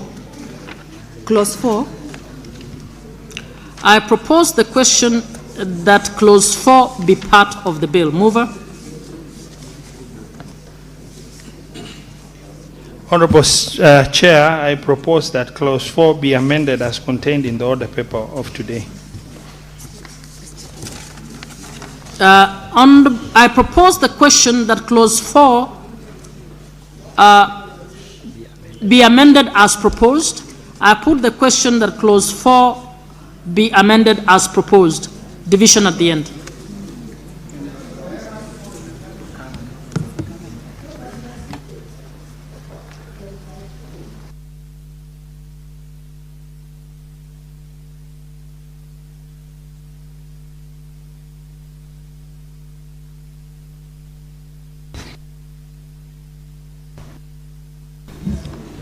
Honorable members, we are now moving to Committee of the Whole for the County Allocation Revenue Bill, Senate Bills number 10 of 2026. Clerk, you may now call the orders. Clauses 3, 4, 5, 6, 7, 8, 9, and 10. I propose the question that clauses 3, 4, 5, 6, 7, 8, 9, and 10 be part of the bill. I put the question that clauses 3, 4, 5, 6, 7, 8, 9, and 10 be part of the bill. Division at the end. Next. The first schedule. I propose the question that the first schedule be part of the bill. Mover?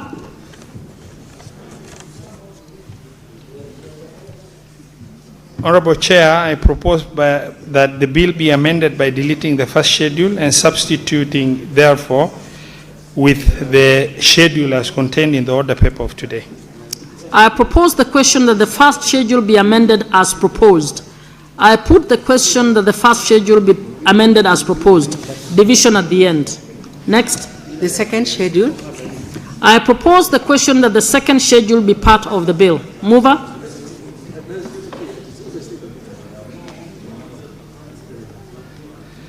Honorable Chair, I propose that the bill be amended by deleting the second schedule and substituting, therefore, with the schedule as included in the order paper of today. I propose the question that the second schedule be amended as proposed. I put the question that the second schedule be amended as proposed. Division at the end. Next. Clause 2, the title, and clause 1. I propose the question that clause 2, the title, and clause 1 be part of the bill. I put the question that clause 2, the title, and clause 1 be part of the bill. Division at the end.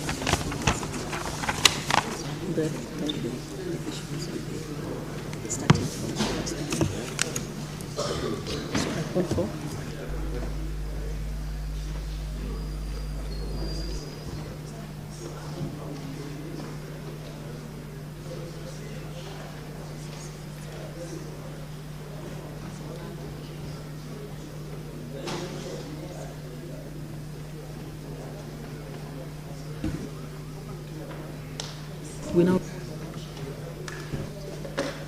report.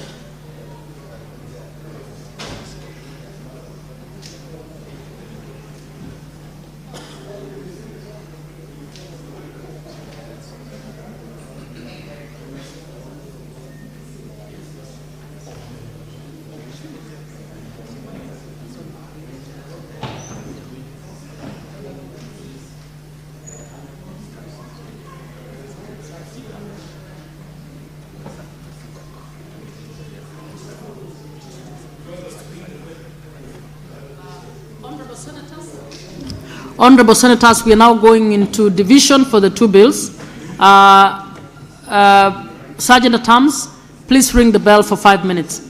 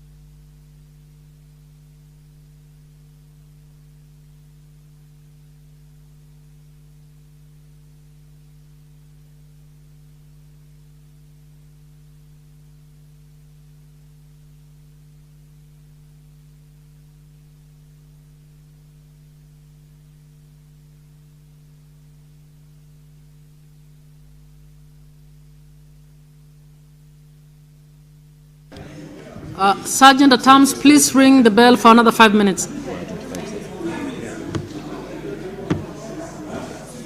Watu wakuja. 25.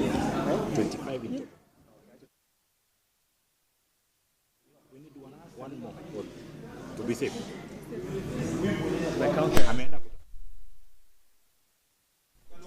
Yes. Okay. So now let's the whip come back. They are 26. Call back the whip. The whip can come back. Once he walks Yeah, in, okay. wait for Acha whip aingie.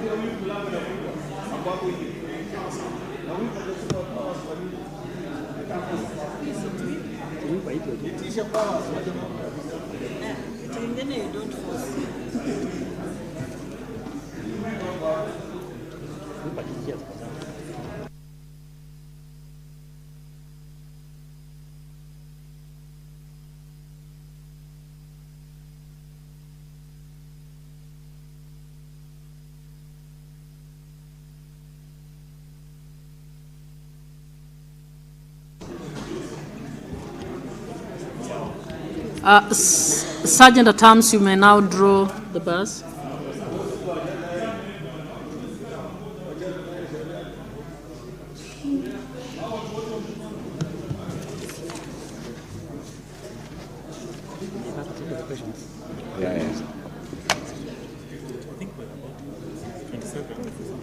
Yeah, side to yeah. The whip is working out again.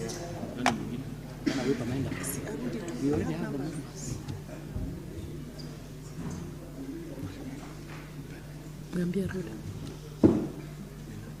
So we can call the whip. We already have the numbers. No, we can't lock him out after. Simwambie leader ampigie whip. Umpigie tu simu. Umpigie tu. Okay, sawa. Sergeant at Arms, you may now draw the bars.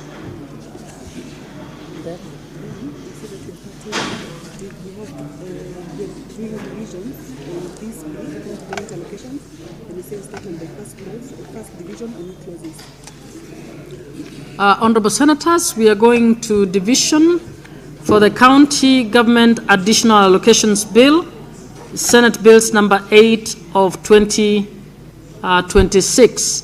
I wish to caution that if you don't have voting rights, please don't vote. Members, let's settle down. Senator Osotsi, please.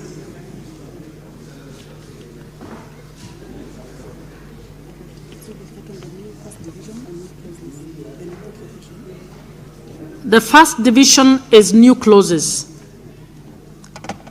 I put the question that the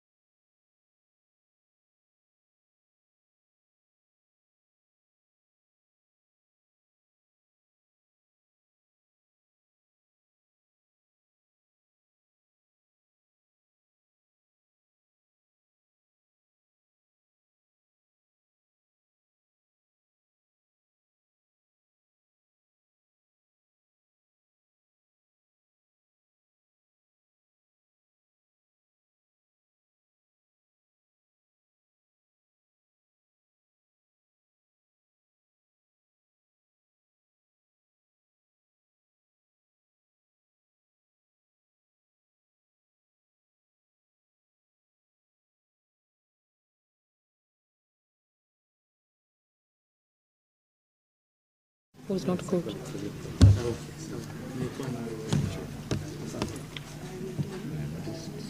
Who? Done? Yes. Hmm?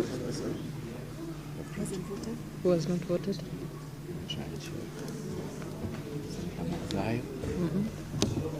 Senator Mogeni is not in, right? Senator Murko is not in. Senator Tango is not in. Okay. Senator Mazayo. Senator Mazayo? Is he here? Please come and vote manually.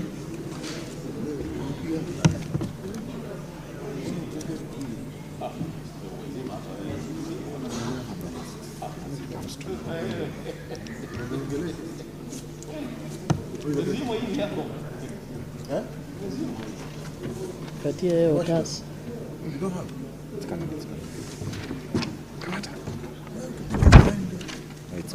The printer is down. Sasa wewe bana. You are my leader. Sasa hata hujui kupiga kura. And I told him that I was there.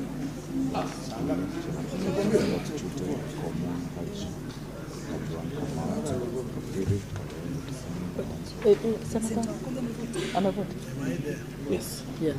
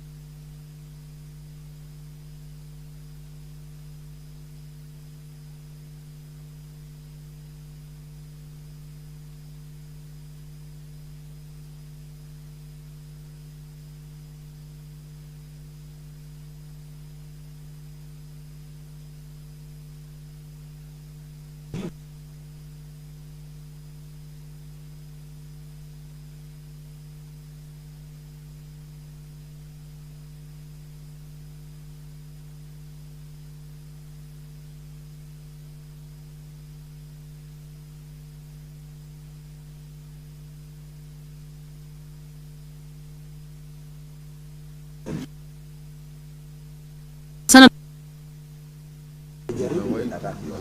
Let me, I can, Senator, I can start signing, then you can sign in now for the next vote. No, he can't log in because of the, yes. So let me start it, then I can give you, we can give him a minute. How long? So you are the one who... I will not log out anyone. I'm continuing. So what will happen now So, is... so in the next 30, we can give you 30 seconds to go and log in. Yes. Commissioner, you have of Bomet. Joyce Korir. Senator Joyce Korir. Has he voted? No, Joyce has not voted. Yeah, Senator Joyce Korir.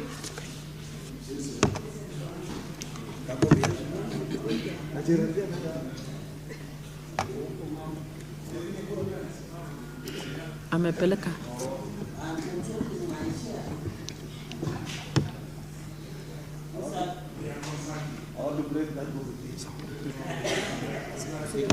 So that's it.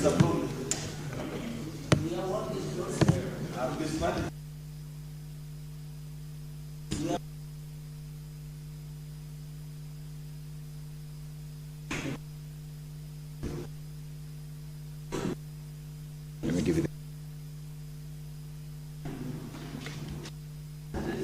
Honorable Senators, we are moving on to the next vote. Clauses with amendments. I put the question that clauses 3, 4, 5, first schedule, second schedule,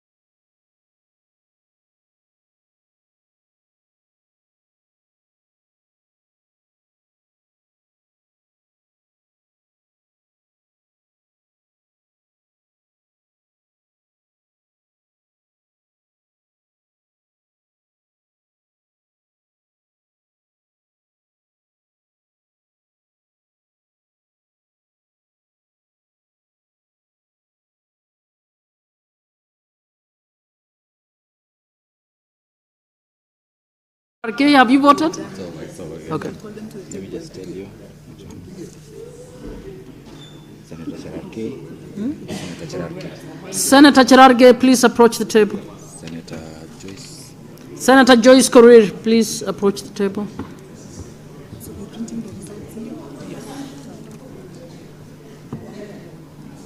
Yes, Huja vote.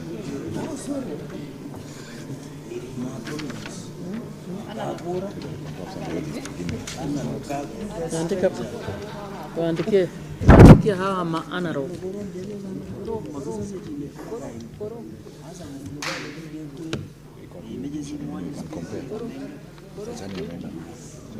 anasema borom ni ngumu.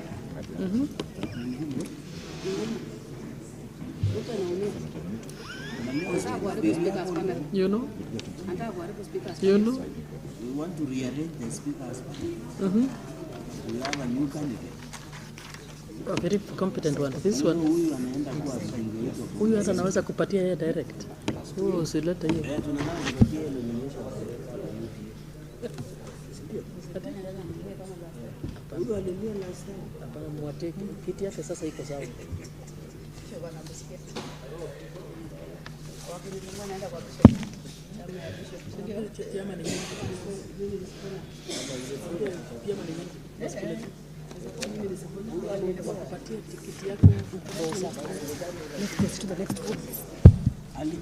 Honorable Senators, we are now moving to the next vote.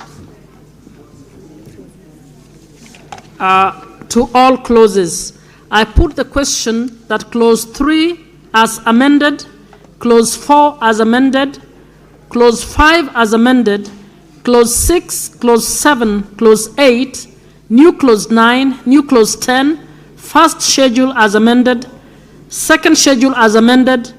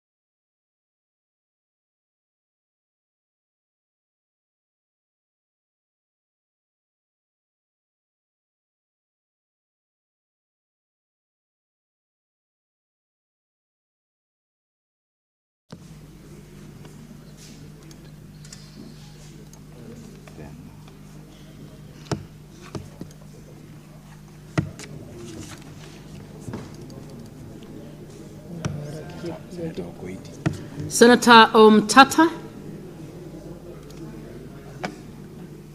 Is he here? He's not here. Oh.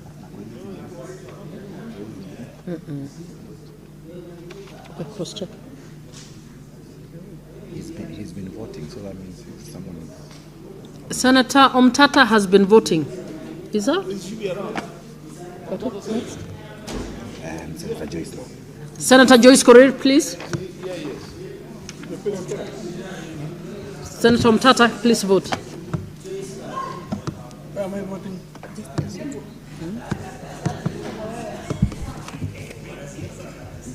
Tapita na wewe na niweke speaker asimamie huko. What am I voting? Mr. President, you can't vote. Nilikuwa nimeenda ya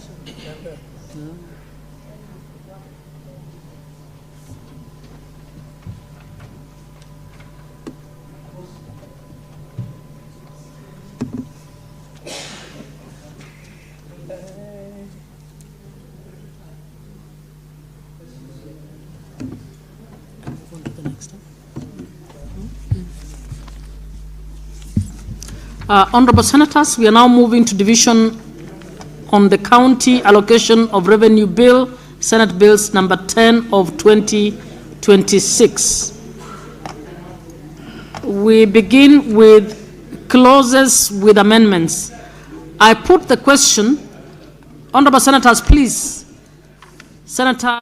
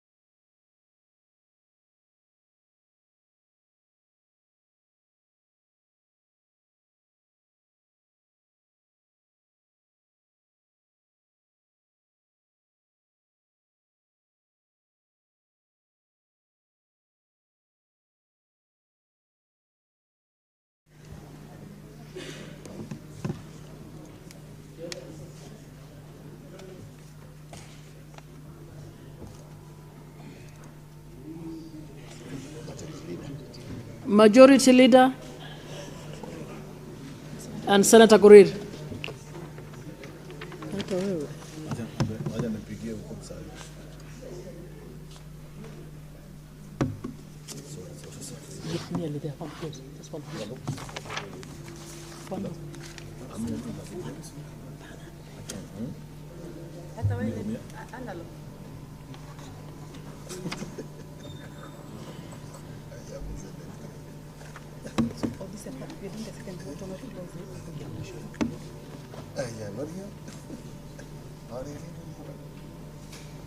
Senator Korir.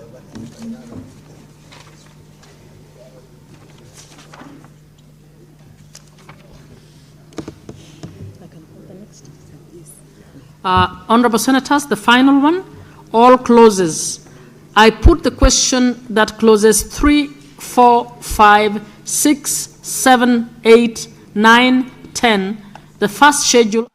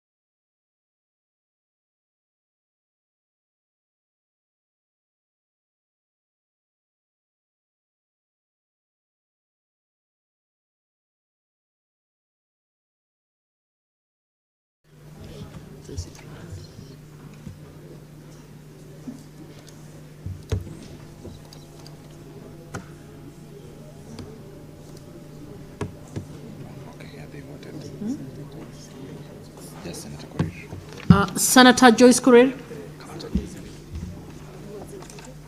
Senator Korir.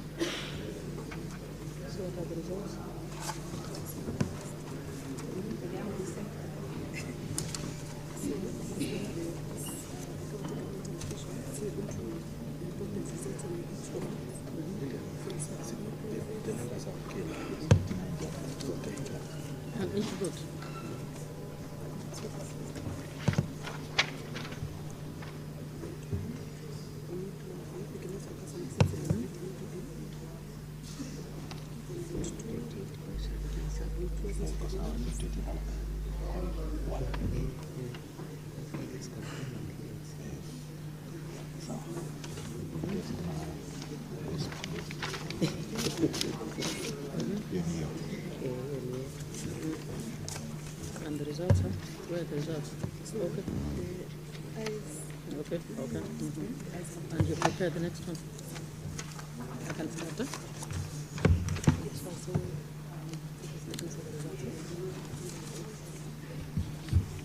Honorable Senators, we have the results for the division for the County Government Additional Allocation Bill, Senate Bill number 8 of 2026.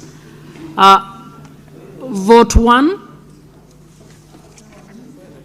Vote 1 on new clauses. The ayes 29, the nays 0, abstentions 0. The ayes have it. Vote number 2, clauses with amendments.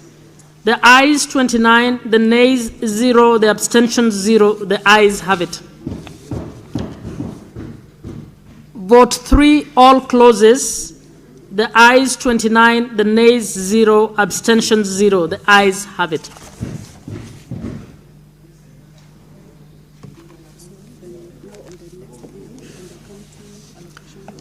The division results for the, where is it?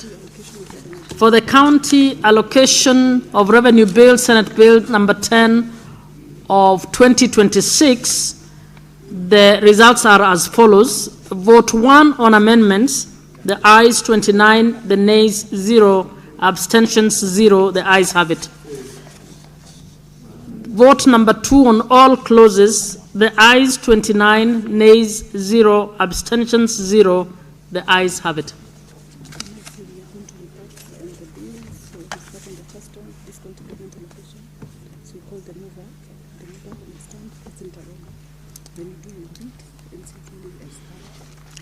We now move on to reporting on the bill. For the County Government's Additional Allocation Bill, Senate Bills number 8 of 2026. Mover.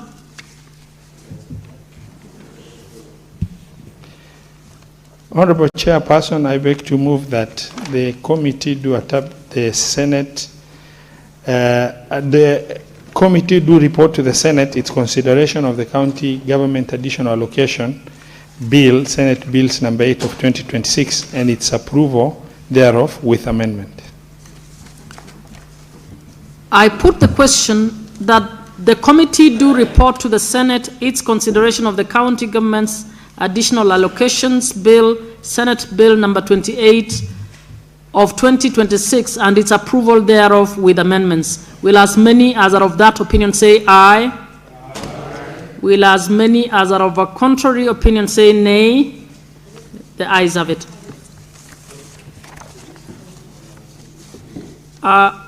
We now move to report on the County Allocation of Revenue Bill, Senate Bills number 10 of 2026. Mover.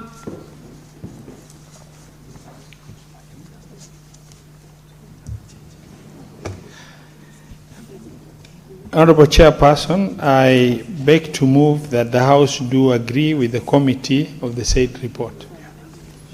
Or for the county allocation of revenue bill, sorry. Honorable Chairperson, I beg to move that the committee do report to the Senate its consideration of the county allocation of revenue bill, Senate Bills number 10 of 2026, and its approval thereof with amendments. I put the question that the committee do report to the Senate its consideration of the County Allocation of Revenue Bill, Senate Bills number 10 of 2026, and its approval thereof with amendments. Will as many as are of that opinion say aye? Will as many as are of a contrary opinion say nay? The ayes have it.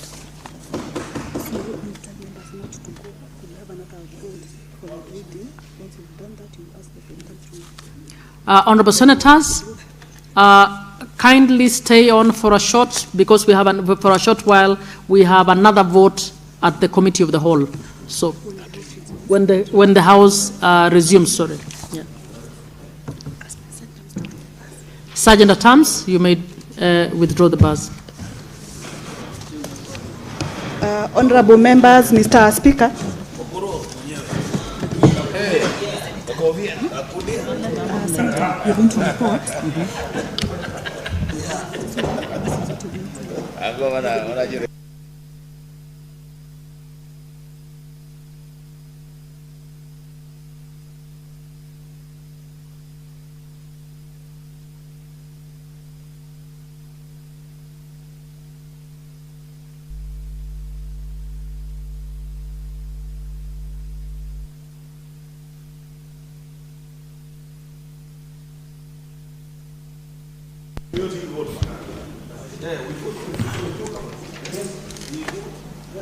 On the majority leader.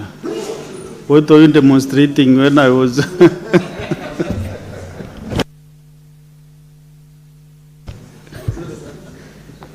Honorable Senators, we are now reporting on the progress of the county government's additional allocation bill, Senate Bills number 8 of 2026. Chairperson.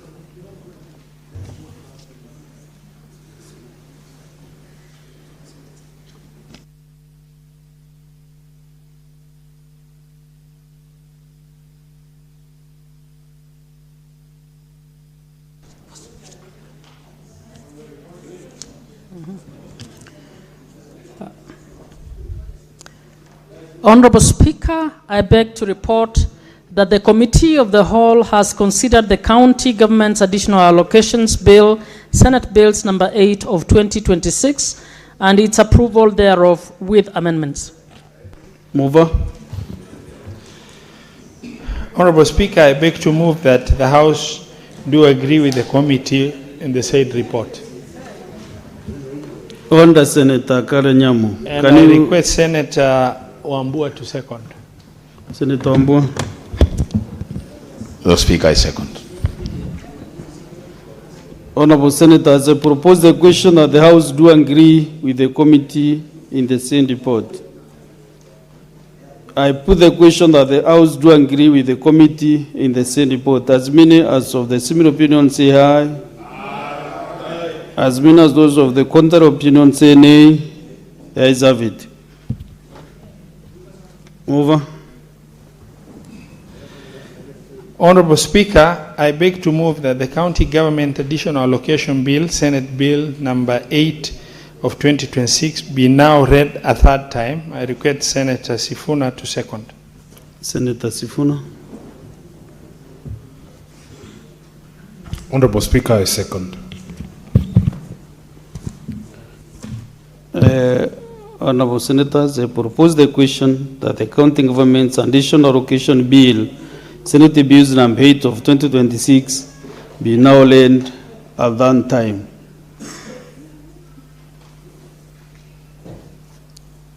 I put the question that the County Government's Additional Allocation Bill, Senate Bills number 8 of 2026, be now read at that time.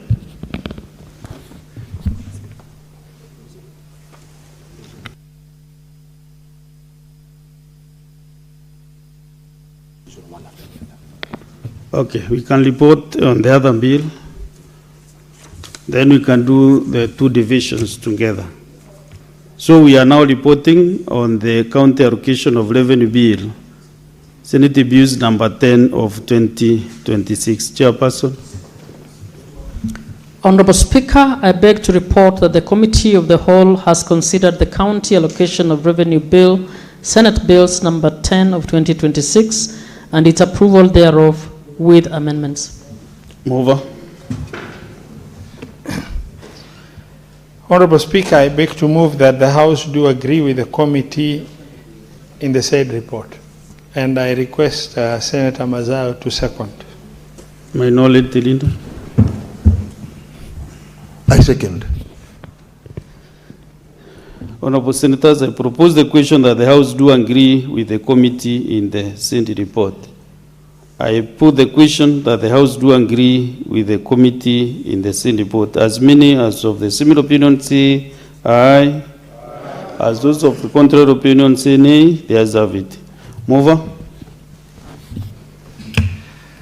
Honorable Speaker, I beg to move that the County Allocation of Revenue Bill, Senate Bill number 10 of 2026, be now read a third time. I request Senator Dulo to second. Senator Fatuma Nduro. I second, Chair.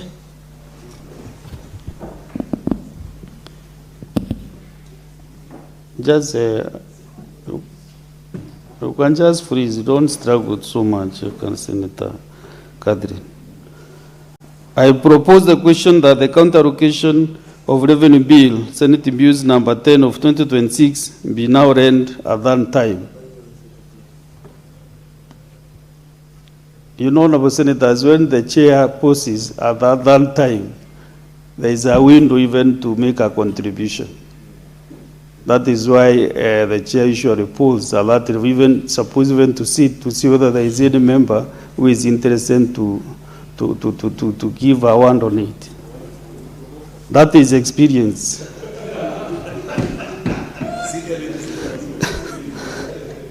Honorable Senators, I put the question that the counter allocations of revenue bill, Senate Bills number 10 of 2026, be now read at that time. So now, Senators, Honorable Senators, we are going to the two divisions. If you have numbers, we can proceed. If not, you can, the Senator terms, you can link the column bell for 2 minutes.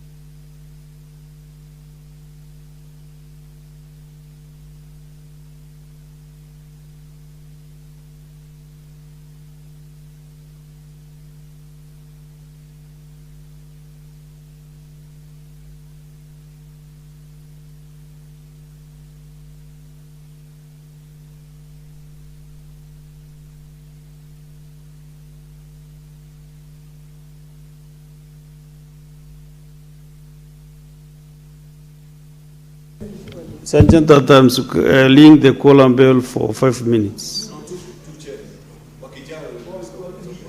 You proceed and ring the bell.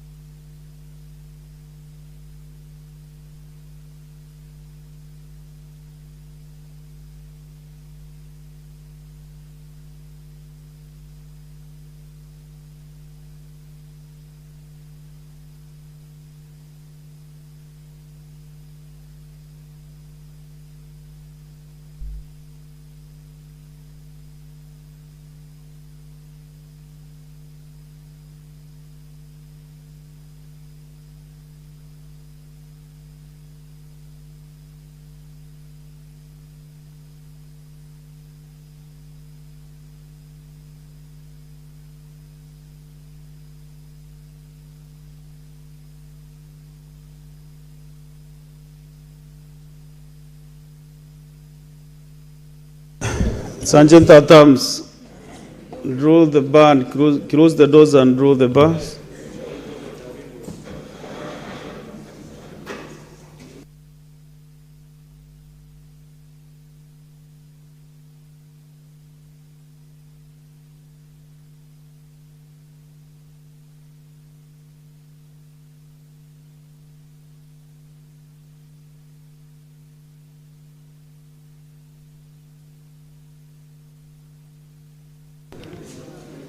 Let's proceed to the division.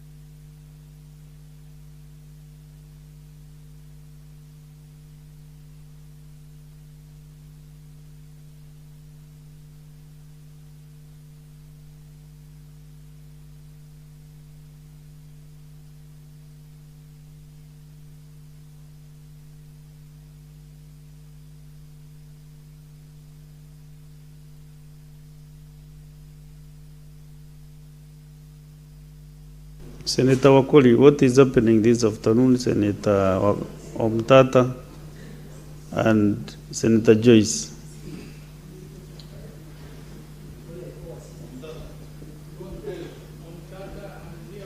Yes.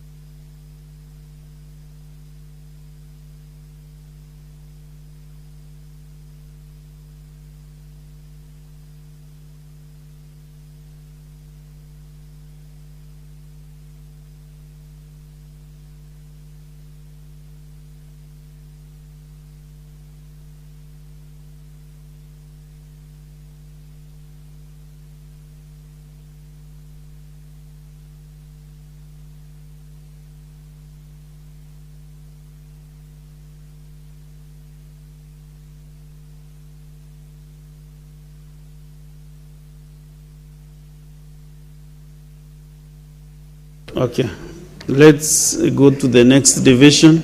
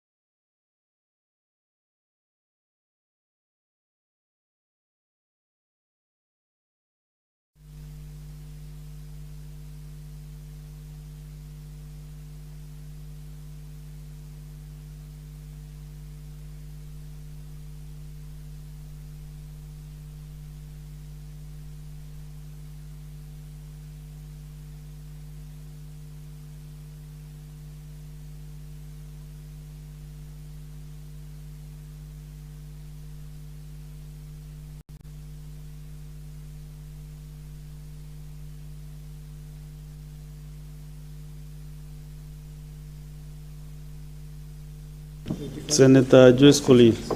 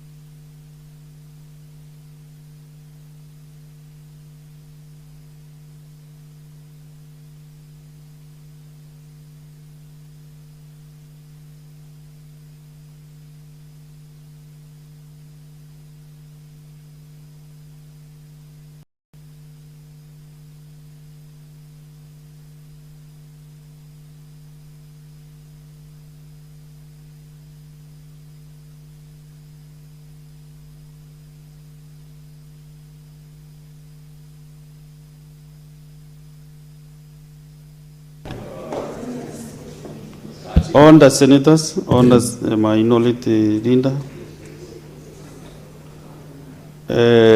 Honorable senators, these are the results of the County Governments and National Education Bill, Senate Bills number 8 of 2026. Ayes 27, nays 0, abstention 0. The ayes have it. A bill for an act of parliament to provide for the additional allocations to county governments for the 2026-2027 financial year, the responsibilities of national government and county governments pursuant to such allocation and for connected purposes.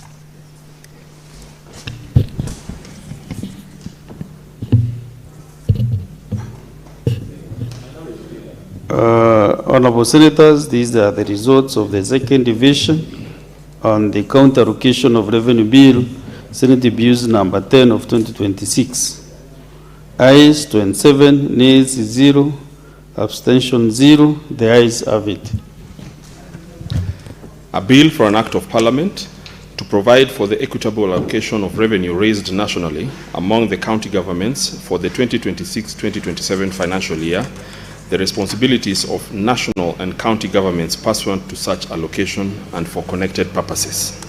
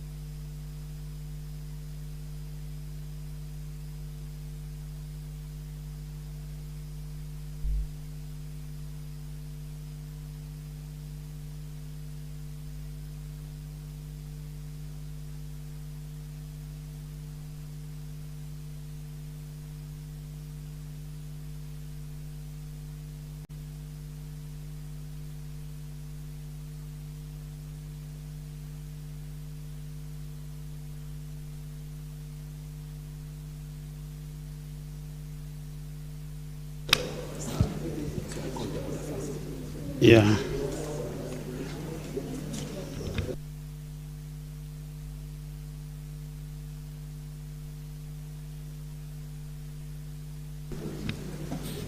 Honorable Senators, if you recall, we defined order number 7. Okay. Oh, sorry. Open the doors and withdraw the bars.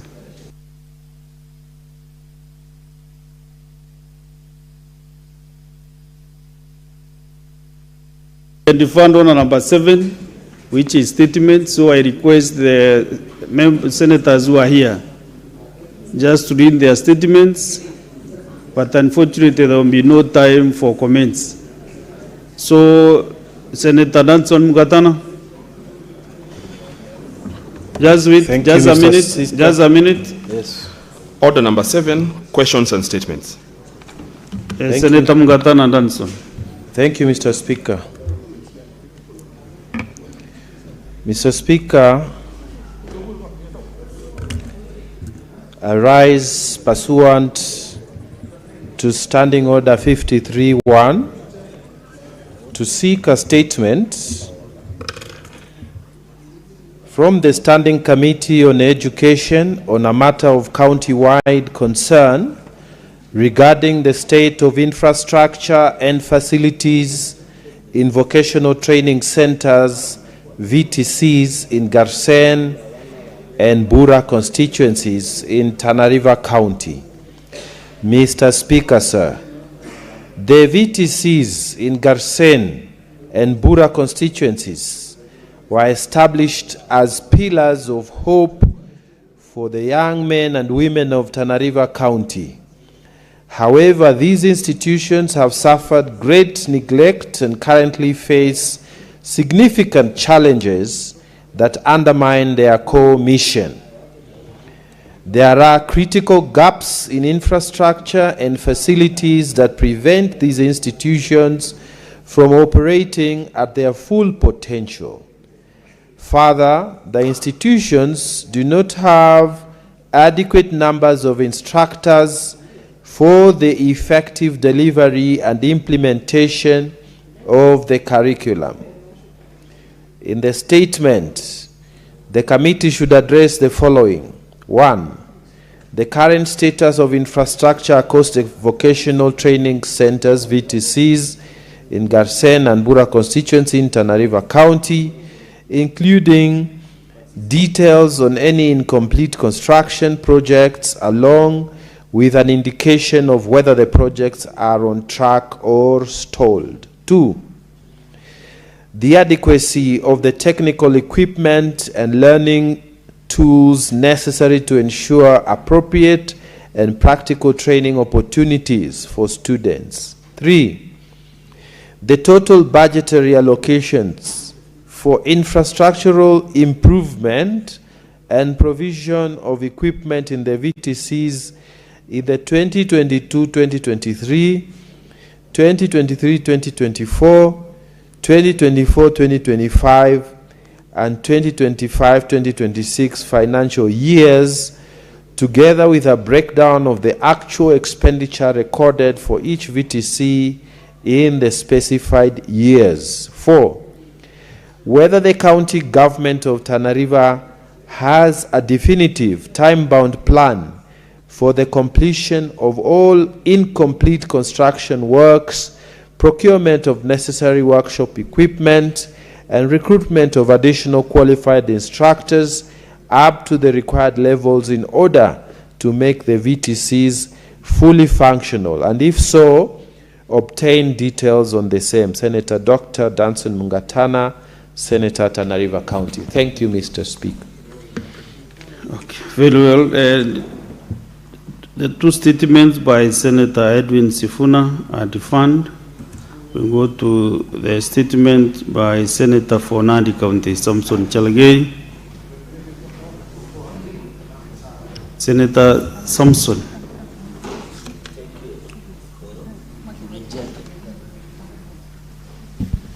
Mr. Speaker, sir, request for statement on the availability of top dressing fertilizer at National Cereals and Produce Board depots across the country.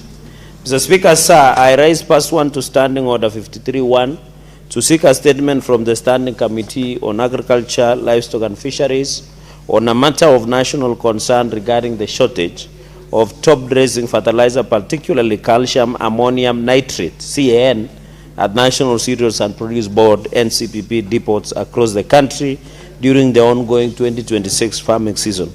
Mr. Speaker, sir, despite assurance by the Ministry of Agriculture and Livestock Development under government subsidized fertilizer program, farmers in key producing regions are unable to access fertilizer at a critical stage of crop development, raising concerns about procurement efficiency, distribution integrity, and preparedness in safeguarding national food security. In the statement, the committee should address the following. 1, the current stocking levels of top-dressing fertilizer at National Cereals and Produce Board NCPB depots nationwide, identifying depots experience shortage or stockouts. Number 2, the status of procurement and distribution, including total quantities procured versus distributed to date under the government subsidized program. Number 3, reasons for shortage, delays or bottlenecks, and whether these stem from supply chain disruptions, funding constraints, or inefficiencies in distribution, and highlighting the entities, public or private, responsible for importation, clearance, transport, and distribution of fertilizer. Number 4, Mr. Speaker, mitigation measures being taken to cushion farmers, particularly in maize-growing areas such as North Rift, that is Nandi, Uasin Gishu, Trans Nzoia, and Elgeyo Marakwet, and Western Kenya, and the anticipated impact on the yields. Mr. Speaker, finally, the immediate steps being taken to replenish affected National Cereals and Produce Board depots, and the long-term safeguards, including plans for a national fertilizer buffer stock or emergency response mechanisms to prevent recurrence. I thank you, Mr. Speaker, sir. Next is Senator Shakil Abdallah. Thank you, Mr. Speaker. Mr. Speaker, I rise pursuant to Standing Order 53-1 to seek a statement from the Standing Committee on Lands, Environment and Natural Resources on a matter of a county-wide concern regarding the acquisition of land by the Kenya Defence Force, KDF, in Kililana and neighboring village in Lamu County.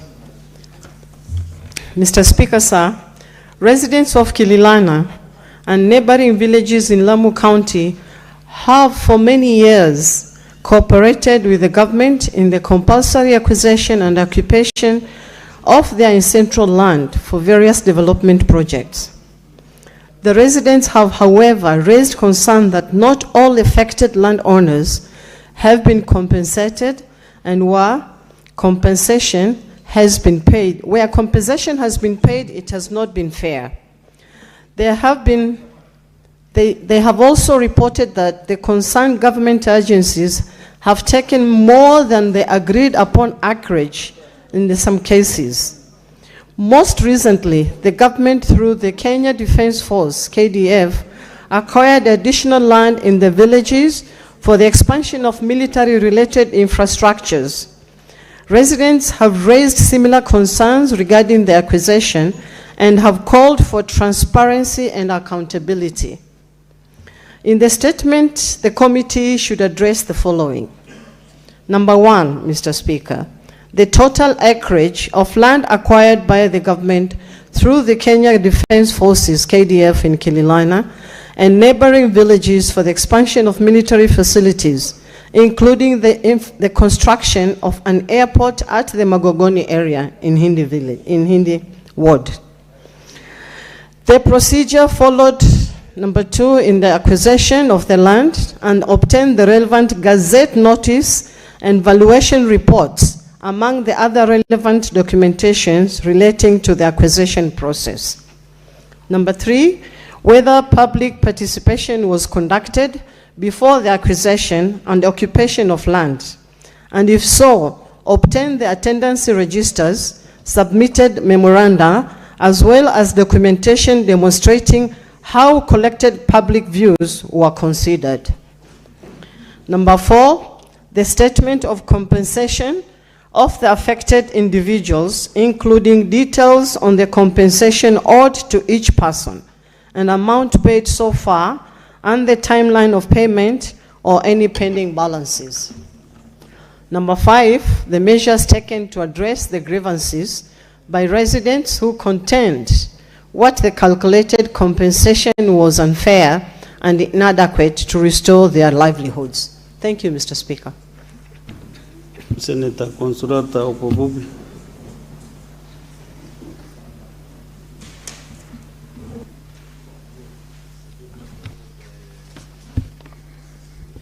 Thank you, Mr. Speaker, for the opportunity.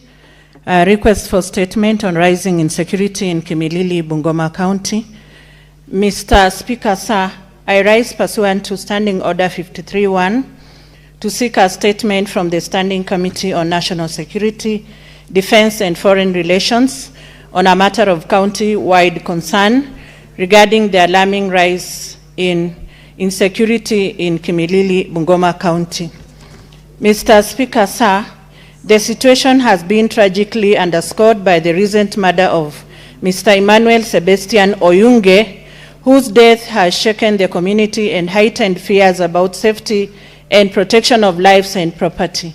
Mr. Oyunge was found seriously injured and unconscious on the night of Friday, 29th May 2026, rushed to Kimilili Sub-County Hospital, but later succumbed to his injuries. His family, after searching for him for several days, discovered his body at the hospital morgue on Wednesday, 3rd June 2026.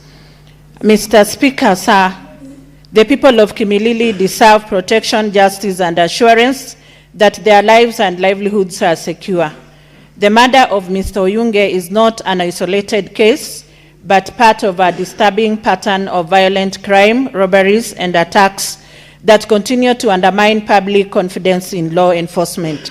It is imperative that the government demonstrates accountability and compassion by ensuring justice for victims, tangible support for affected families, and long-term measures to restore peace and security in Bungoma County.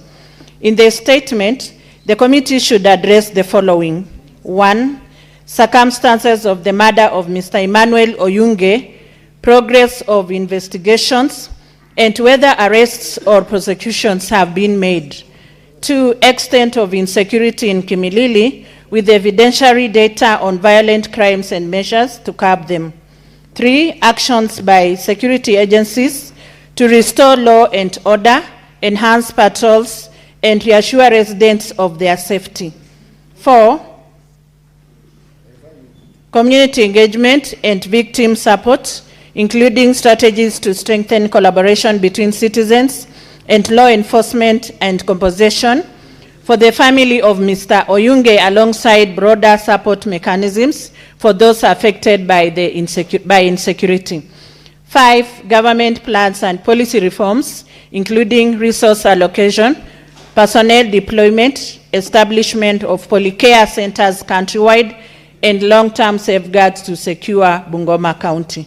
Senator Consolata Wakwabubi, MP, nominated Senator, 10th June 2026. Thank you, Mr. Speaker.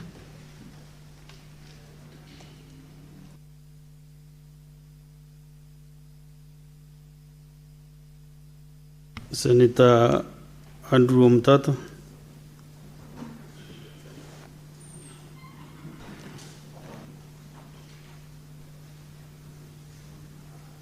You can link the two statements simultaneously. Thank you, Mr. Speaker, sir. Mr. Speaker, I request for a statement on the unlawful appointment and prolonged tenure of the resident director, stroke chief executive officer of Agrochemical and Food Company Limited, brackets ACFC, brackets in Muhoroni, Kisumu County. Mr. Speaker, sir, I rise pursuant to Standing Order 53, Clause 1, to seek a statement from the Standing Committee on Agriculture, Livestock and Fisheries on a matter of county-wide concern regarding the unlawful appointment and prolonged tenure of the resident director stroke chief executive officer of Agrochemical and Food Company Limited in Muhoroni, Kisumu County. Mr. Speaker, sir, the current resident director and chief executive officer, a citizen of India, took office in October 2011 and is currently above the mandatory retirement age of 60 years. This constitutes unlawful occupation of office for approximately 15 years against the prescribed maximum tenure of 6 years. The prolonged engagement of a non-citizen is contrary to the Public Service Commission's regulations and portrays failure of oversight by the ACFC Board, the Ministry of Agriculture and Livestock Development, and other institutions in enforcing compliance with the law. In the statement, the committee should address the following: the legal basis of the appointment and continued tenure of the resident director and chief executive officer of ACFC. 2, the extent of compliance with the Constitution, particularly Articles 10, 232, and 234, as well as the relevant statutory and policy frameworks, including the Mwongozo Code of Governance. 3, whether due process, including open, competitive, and merit-based recruitment, was followed in the initial appointment and any subsequent renewals. 4, the status of compliance with mandatory retirement age requirements and Public Service Commission regulations on expatriate engagement. 5, the role of the ACFC Board, the Ministry of Agriculture and Livestock Development, the Public Service Commission, and the Directorate of Immigration Services in permitting or failing to address these violations. 6, the specific administrative, disciplinary, or legal measures that will be taken against responsible officers, institutions, and corrective actions to ensure full compliance and prevent future recurrence. Signed, Senator Andrew Mtoto Koech, MP, Senator from Busia. Mr. Speaker, my second request for a statement is on the construction of a parking facility and associated development within Nairobi National Park. Mr. Speaker, sir, I rise pursuant to Standing Order 53, Clause 1, to seek a statement from the Standing Committee on Land, Environment, and Natural Resources on a matter of national concern regarding a proposed parking facility and associated developments within or adjacent to Nairobi National Park. Mr. Speaker, sir, Nairobi National Park is a globally unique conservation area and one of Kenya's most iconic natural assets. As the only national park located within a capital city, it serves as a critical wildlife habitat, a national heritage resource, a major tourism attraction, a climate-regulating ecosystem, and a source of ecological services for present and future generations. Reports indicate that a large-scale parking facility and associated infrastructure are being developed within or in close proximity to Nairobi National Park as part of broader plans linked to facilities surrounding the park. The proposed excision, degradation, fragmentation, or alteration of protected habitats within the park and its surrounding ecosystem have far-reaching implications for Kenya's environmental future and the rights of future generations. In the statement, the committee should address the following. 1, the exact nature, scope, location, acreage, and ownership status of the proposed parking facility and associated infrastructure projects planned within or adjacent to Nairobi National Park. Whether any portion of the Nairobi National Park has been excised, degazetted, allocated, leased, or otherwise made available for the proposed development, and if so, provide the relevant legal instruments, approvals, authorizations, and justification for the development, including reasons why alternative locations outside the protected ecosystem are not identified and utilized. Were not identified and utilized. 3, whether an environmental impact assessment was conducted in accordance with the Environmental Management and Coordination Act, and if so, provide copies of the report, approval conditions, mitigation measures, and evidence of compliance with those conditions. 4, the extent of public participation undertaken before approval of the project, including consultations held with local communities and other relevant stakeholders. 5, the anticipated environmental, ecological, hydrological, wildlife, tourism, and socio-economic impacts of the proposed development, including its effect on wildlife habitats, migratory corridors, biodiversity conservation, and ecosystem integrity, and the measures put in place by the government, the Kenya Wildlife Service, the National Environment Management Authority, and other relevant agencies to mitigate such impacts. 6, the total cost of the project, source of financing, implementing agencies, contractors involved, procurement procedures undertaken, current implementation status, and the steps being taken to safeguard Nairobi National Park and its wildlife dispersal areas from progressive encroachment, habitat fragmentation, and developments that may undermine the long-term viability of the park as a protected national ecosystem. Signed, Senator Andrew Mtoto Koiti, MP, Senator from Busia County, 12th June, 2006. Thank you, Mr. Speaker, sir. Next is Senator Godfrey Osotsi. 2026.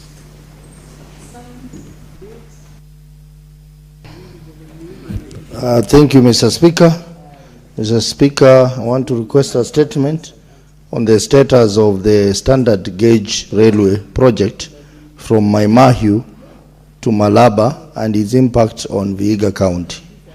Mr. Speaker, sir, I rise pursuant to Standing Order 53-1 to seek a statement from the Standing Committee on Roads, Transportation and Housing on a matter of county-wide concern regarding the status of the proposed construction of the standard gauge railway from Maimahiu to Malaba, which is expected to pass through Vihiga County. Mr. Speaker, sir, the extension of the standard gauge railway to Malaba is a major national infrastructure project with a significant implication for transport, trade, land use, settlement patterns, livelihoods, and local economic development in the counties through which it will pass. In Vihiga County particularly, in Luanda sub-county, residents and stakeholders have raised concerns regarding the proposed route, land acquisition, compensation, public participation, and the reported exclusion of Luanda from plans for railway station development.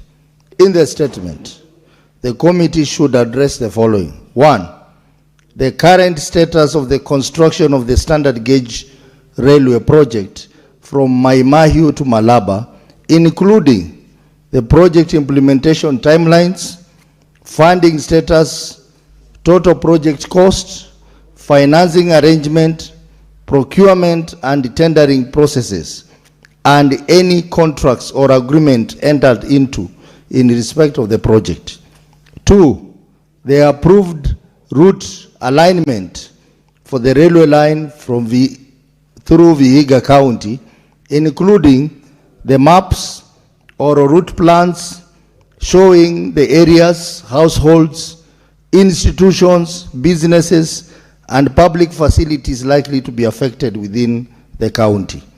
3, the land acquisition and compensation framework for the affected residents, including the number of parcels, households likely to be affected in Vihiga County, the evaluation process, the timelines for compensation, dispute resolution mechanism, and measures to ensure prompt fair and adequate compensation. 4, public participation and stakeholder engagement undertaken in Vihiga County, indicating the dates, venues, participants, issues raised by the residents and stakeholders, and how their concerns raised have been addressed or incorporated into the project design. 5, the measures put in place to avoid challenges experienced during the implementation of the Mombasa-Nairobi standard gauge railway project, including concerns relating to compensation delays, environmental and social impacts, community displacements, procurement transparency, project costs, and long-term financial sustainability. 6, reasons for the reported exclusion of Luanda from plans for construction of railway station along the route, despite its existing railway station point and supporting infrastructure, and whether the government will review the station development plan to ensure Vihiga County benefits equitably from the project. Thank you, Mr. Speaker. Senator Godfrey Osozi, Linda Mwananchi, Senator Vihiga County, CBS. Senator John Yuto.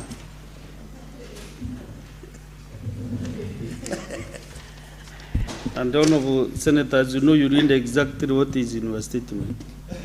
You don't need to romanticize your name, because we know you, Senator Godfrey Ososi. Yeah. And when leading your statement, why shouldn't you say you are the one leading and everybody knows you, the country knows the name? So why shouldn't you sign and you are the one leading, not on behalf? Senator John Yuto. Thank you, Mr. Speaker.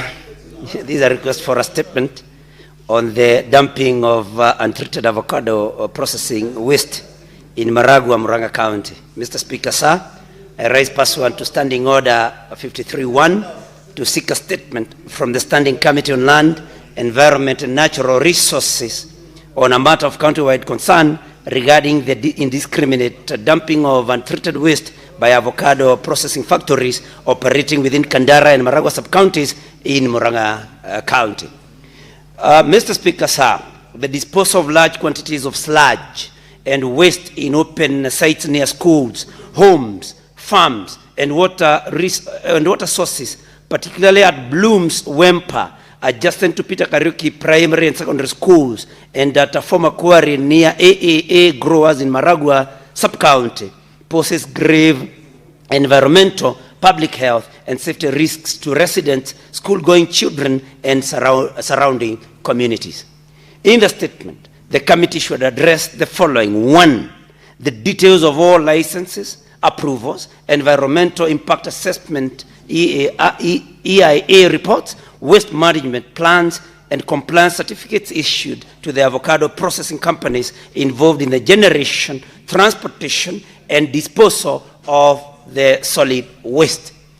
2, whether the dumping sites near Peter Kariuki Primary and Secondary Schools in Bloom's Wempa and the quarry site near AAA growers in Maragua sub-county comply with environmental, public health, and waste disposal regulations. 3, whether any environmental audits, water quality assessment, soil contamination tests, or public health inspections have been undertaken at the affected site and provide the findings thereof.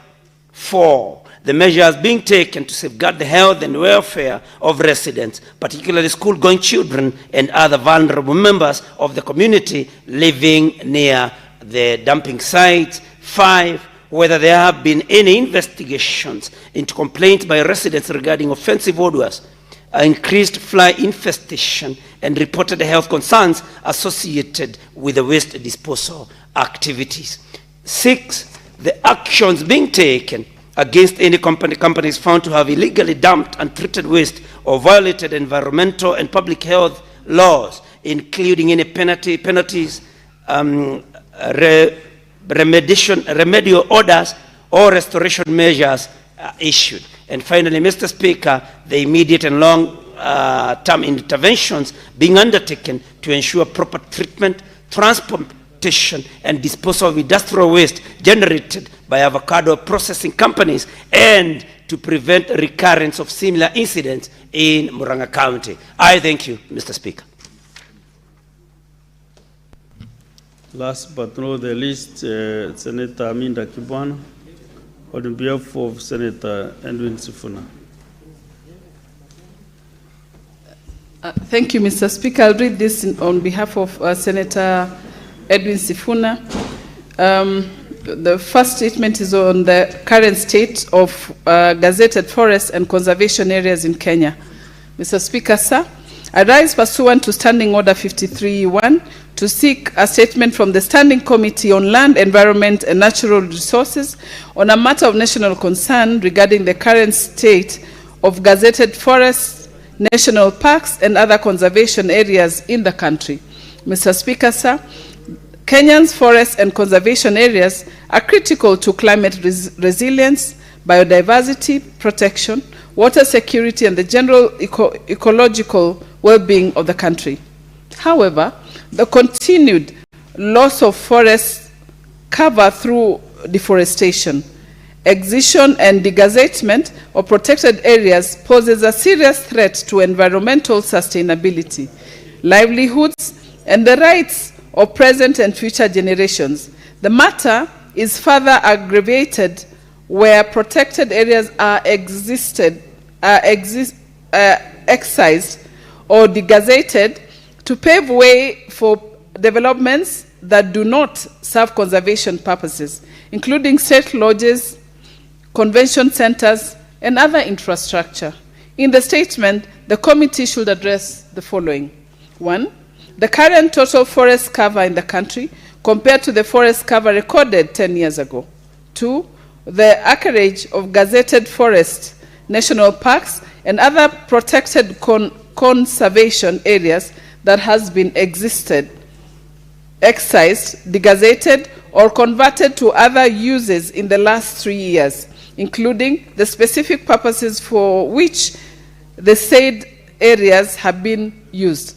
Number 3, the measures put in place by the Ministry of Environment, Climate Change and Forestry, the Kenya Forest Service, and other relevant agencies to protect and sustain gazetted forests and conservation areas from irregular excision, degazettement, or conversion to non-conservation uses.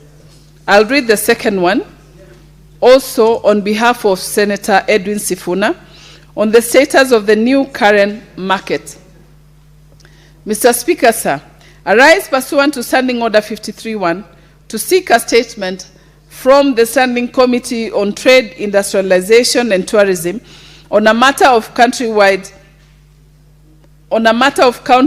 concern regarding the state of the new Karen market, whose construction was launched in August 2024.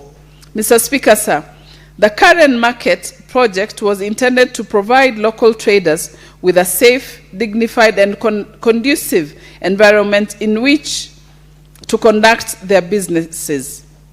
However, despite substantial public investment, the project has stalled, leaving hundreds of traders operating in temporary and poorly constructed structures that expose them to harsh weather conditions, insecurity, and unhealthy traditional trading environment. Additionally, traders continue to face harassment, evictions, and destruction of their goods and businesses premises by county enforcement officers, resulting in significant financial losses and disruption of their livelihoods. In the statement, the committee should address the following. Number 1, the reasons for the stalled construction of Karen Market, including the status of the project, measures being taken to ensure its completion, and the timelines within which construction workers are expected to resume and be finalized. Finally, the extent of losses incurred by traders as a result of raids, evictions, and destructions of property by county enforcement officers, including the number of affected traders and the measures being undertaken by the county government to compensate affected traders and prevent recurrence of such incidents. On behalf of Senator Edwin Sifuna MP, Senator Nairobi, I thank you, Mr. Speaker. Thank you, Honorable Senators. Honorable Senators, I will now rearrange the sequence of the order paper. Defer from order number 11 to 27, and ask the clerk to call the next order.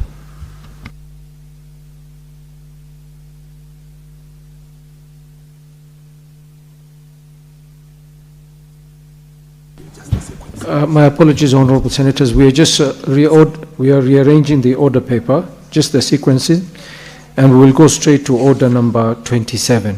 Clerk.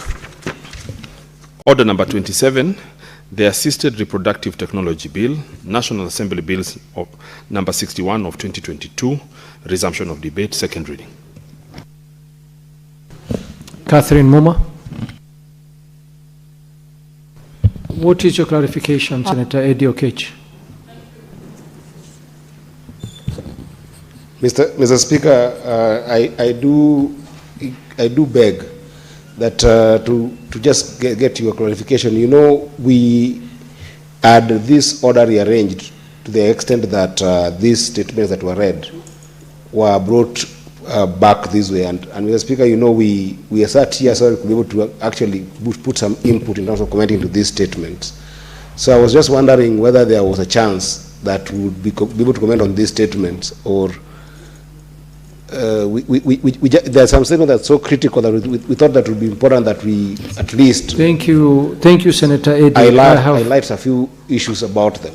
I have heard you, but unfortunately, I think you were not either in the House when the Speaker had made a ruling that he was rearranging the order paper, and the statements will be read at this time, and there will be no contributions to the statements. So that ruling has already been made, unfortunately. So we'll go to the next order. Senator Muma. Thank you, Honorable Speaker, for the opportunity to continue moving the Assisted Reproductive Technology Bill. Honorable Speaker, I will be indulgent. I will not even use all my minutes because I actually substantively moved this bill the last time I spoke to it. Honorable Speaker, the Assisted Reproductive Technology Bill 2022 is a bill, the first comprehensive legal framework that is providing for the assisted reproductive technology. Honorable Speaker, it is about this Parliament bringing the practice of assisted reproductive technologies, which is currently happening in the country, under regulation. Honorable Speaker, the reason it is important for Parliament to pass this law is because many rights would be affected if we allow this practice to happen unchecked. And Honorable Speaker, it is already happening unchecked.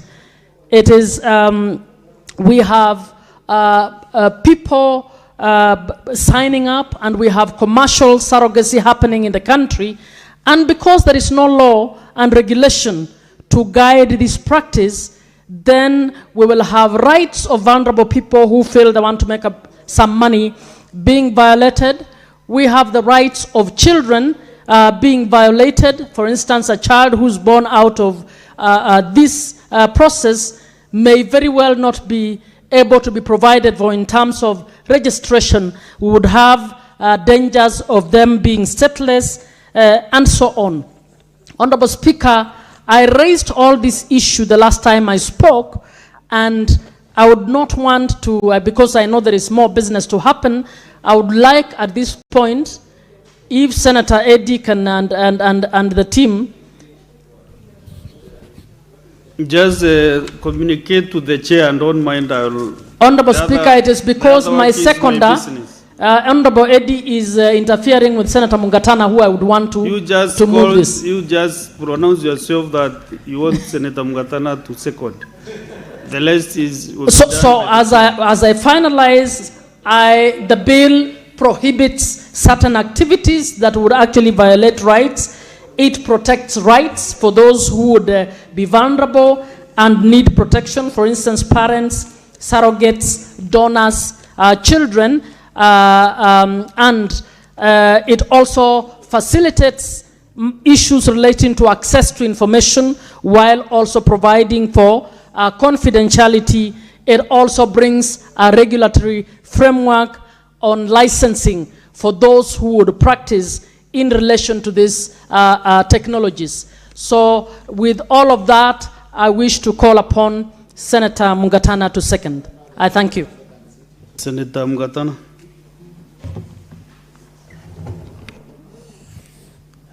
Bwana Spika, napenda kuchukua nafasi hii kumshukuru Mheshimiwa Seneta Catherine Muma kwa kuielezea kwa makini sheria hii ambayo tunataka kuipitisha kwa bunge letu la Senate.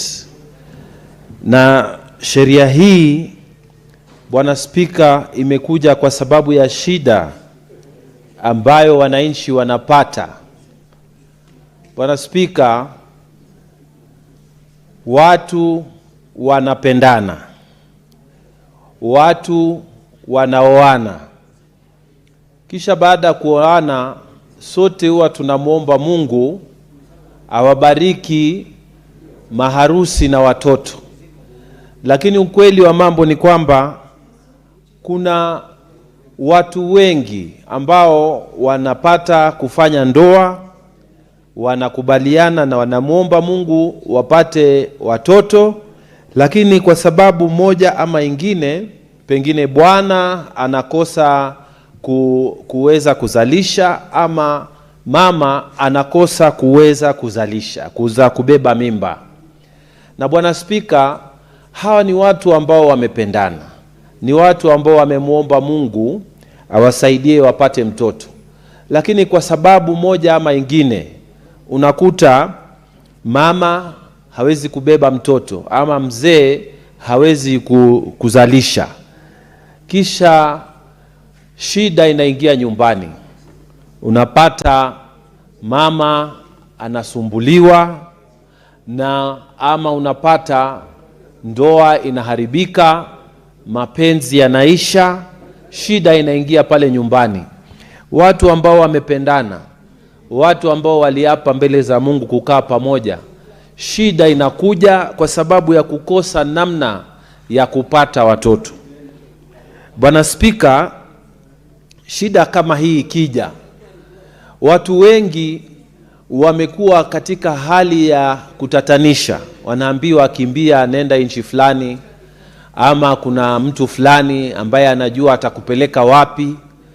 Watu wanaambiwa nenda Nairobi, nenda Mombasa, nenda Zanzibar, nenda Ethiopia kama uko pande ile ya mashariki ya huko juu. Unaambiwa story nyingi. Wengine wanachukuliwa hela nyingi, Mama Spika. Wengine wanapelekwa katika hospitali ama mahali ambapo hakuna huduma za kiafya ambazo zinafaa kusimamia na kutibu shida kama hizi. Bwana Spika, imekuwa shida kwa wananchi wetu hapa Kenya, wananchi wetu wa Tana River ambao wana shida ya kukosa kupata mtoto kwa sababu ya udhaifu wa kuzalisha ama kubeba mimba. Bwana Spika, hii sheria ambayo nasimama kuiunga mkono kwa dhati imekuja ili tuhakikishe ya kwamba wananchi ambao wako na shida kama hizi wanapata suluhisho bila kushindwa, bila kuteswa, bila kutumiwa vibaya. Bwana Spika, teknolojia ambayo ipo sasa inaweza kusaidia wananchi teknolojia ambayo ipo Kenya, ipo katika nchi ya Afrika Mashariki, hata katika Afrika yenyewe bila kutoka, ipo sasa. Kwa sababu watu wamesoma mambo ya medicine, mambo haya, na teknolojia imekuwa ya hali ya juu na watu wanaweza kupata usaidizi. Bwana Spika, mbali na teknolojia, sayansi pia imeweza kuhakikisha ya kwamba mbegu za mwanamume zinaweza kuchukuliwa zikawekwa katika yai ile ya mwanamke na ikawekwa nje ya tumbo ya yule mama kama ako na shida ya kubeba, na ikabebwa na mtu mwingine mpaka mtoto akapatikana, ama ikawekwa katika hospitali mahali ambapo inakaa mpaka wakati ambapo wanataka kuibeba hiyo mimba. Hii ni teknolojia, hii ni sayansi ambayo ipo. Sasa swali ni, je, wananchi wa Kenya watafanya hivi kufuatia sheria kinamna gani?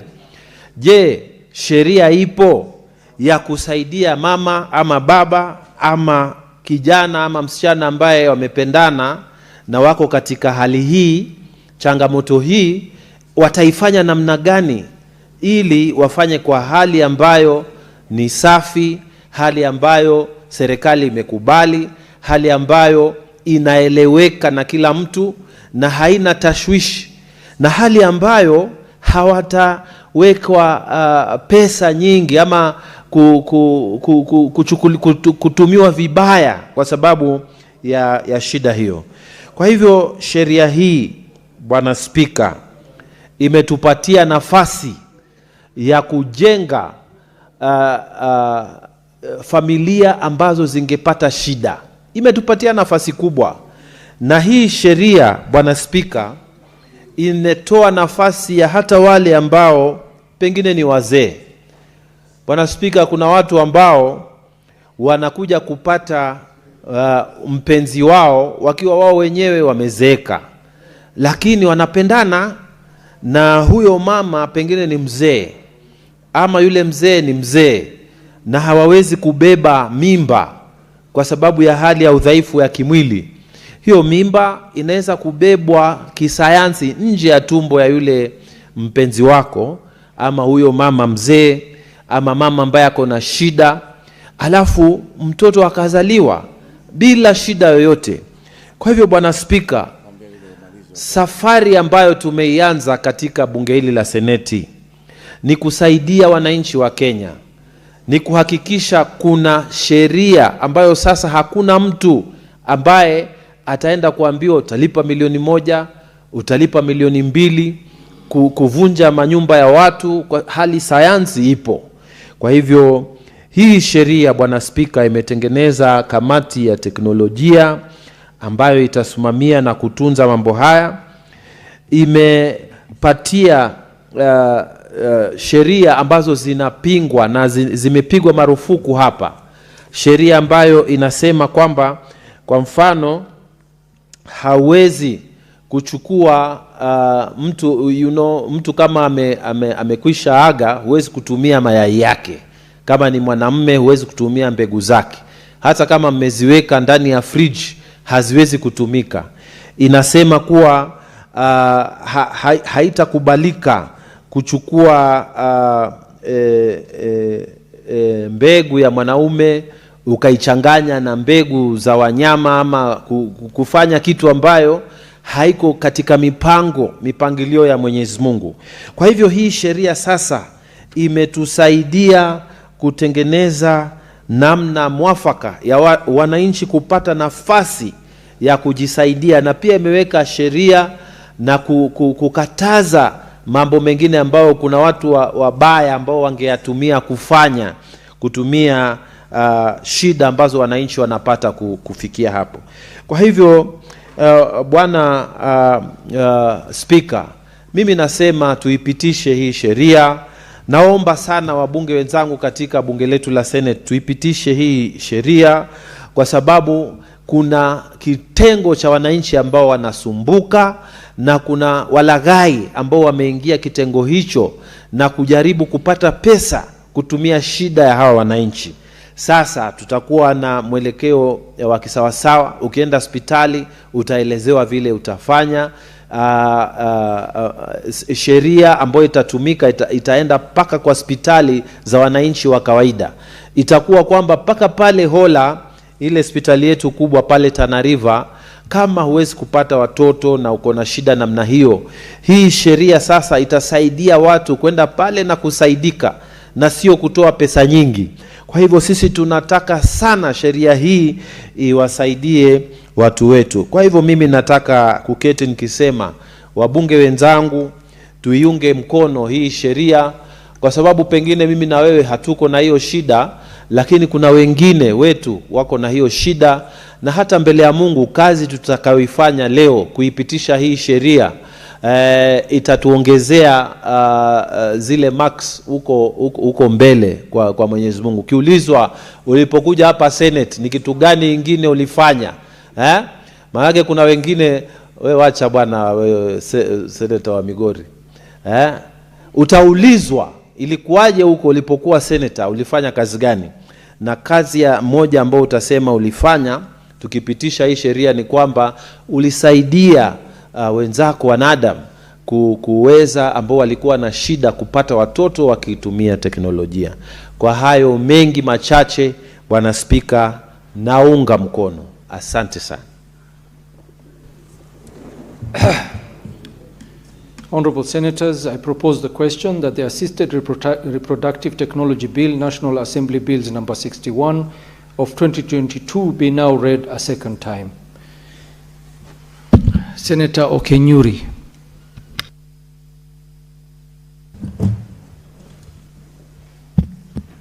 Thank you, Mr. Speaker.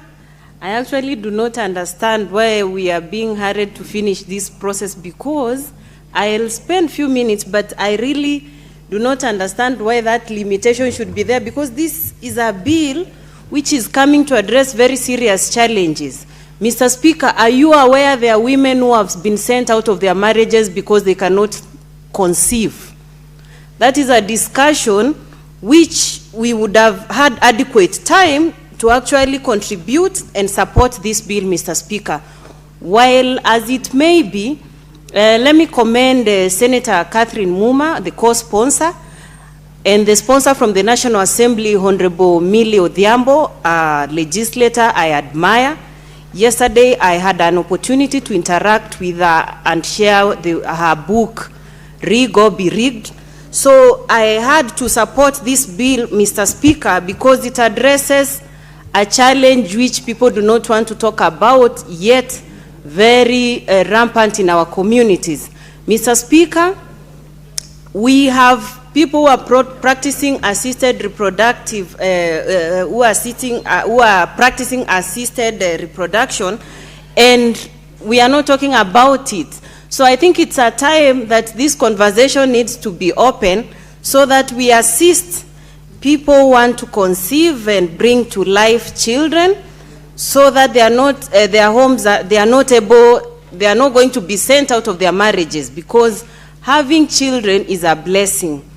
When someone is not able to have children and you segregate them because of that, that's really unfortunate. And the reason why I really had to speak about this is because it is providing a solution to that challenge that Mr. Speaker have just mentioned. So because we really have limited time, allow me to just say I support that bill on that basis, that we are going to assist several families out there.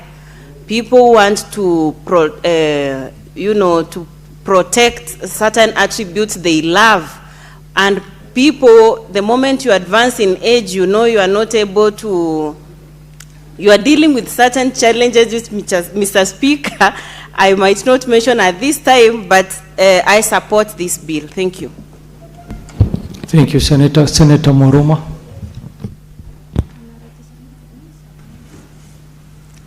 Asante Mheshimiwa Spika kwa hii fursa umenipa ili kuchangia huu mswada ulioletwa na Senator Muma, kwa kimombo unaitwa Assisted Reproductive Technology Bill, wa kusaidia kina mama wale ambao hawawezi kupata watoto. Mheshimiwa Spika, nafikiri ni wakati mwafaka wa kupitisha huu mswada, kwa sababu yeyote anayeoa ama anayeenda kwa ndoa ama anayefanya tendo la ndoa kwa minajili ya kupata watoto anataka kupata watoto ili kusongeza kizazi chake mbele. Lakini mara kwa mara, Mheshimiwa Spika, tumeona ya kwamba haijawezekana, Mheshimiwa Spika. Kwa hivyo hii sheria inatafuta kuangalia ni jinsi gani wale ambao hawajaweza kubeba mimba wao wenyewe wanaweza kusaidika ili kubeba mimba. Mheshimiwa Spika, kuna watu wengi kwa sababu moja ama ingine hawawezi kubeba mimba. Kwa mfano, wale ambao ni wanawake ambao labda katika ujana wao wamekuwa wakiavya mimba, basi wakijaribu kupata mimba kwa hali ya kawaida wanashindwa. Kwa hivyo Mheshimiwa Spika, huu mswada umekuja kwa wakati unaofaa ili kusaidia wale ambao hawawezi kubeba mimba, kuwe na njia ya kusaidiwa na wenzao kubebewa mimba kwa kutafuta mbinu ya kupata yai la mama na ile mbegu kutoka kwa shahawa ya mwanamume kuwekwa pamoja na kuwa mtoto, Mheshimiwa Spika. Lakini hakuja kuwa njia ya kudhibiti hiyo teknolojia, Mheshimiwa Spika. Kwa mfano, kama mama amebebewa mimba, kwa sababu hawezi kubeba mimba, imekuwa shida sana, kwa sababu kuna kina mama ambao wamekimbia na watoto wa wenzao, Mheshimiwa Spika. Lakini sasa katika huu mswada ni bayana ya kwamba huyu mama akibebea mwenzake mimba, basi majina ya mtoto yataandikishwa kwa yule mama ambaye anambebea mimba. Na nafikiri hilo ni swala muhimu sana, kwa sababu wakati unapozalia mwenzako, basi mpaka uende kwa ile sheria ya adoption ya kwamba huyu mtoto ambaye mimi nimebebea mwenzangu ataandikishwa kwa majina yangu, na ile ambaye ni mamake mwenyewe inabidi afanye adoption. Kwa hivyo Mheshimiwa Spika, nafikiri katika bunge letu itakuwa ni jambo la muhimu sana kuunga mkono huu mswada wa Senator Muma kwa sababu ya kudhibiti hii teknolojia ya assisted reproduction, Mheshimiwa Spika. Kwa hivyo naunga mkono moja kwa moja, Mheshimiwa Spika, na siwezi kuendelea zaidi ya hapo kwa sababu nimeambiwa kwamba muda hauko, lakini hii sheria tuiunge mkono sote, kwa sababu tumeona kwamba kuna watu ambao wangetaka kupata watoto na wanaenda kwa mfano ni msichana mdogo ama miaka inaelekea, anaona hawezi kuolewa na kwamba atakuwa bila mtoto, basi anatafuta wanaume wa wenzao, wababa, wanaitwa wababas, anatafuta wababas ili apate watoto. Lakini katika teknolojia hii, hata kama huwezi kupata mtoto, hutakuja kwa mzee kama mimi ili nikupatie mbegu. Unaweza kutafuta mtu wako upate mbegu na kupandikiziwa mtoto, Mheshimiwa Spika. Kwa hivyo sitaki kuendelea zaidi ya hapo kwa sababu muda umeisha. Asante Mheshimiwa Spika. Asante Senator Mwaruma. Senator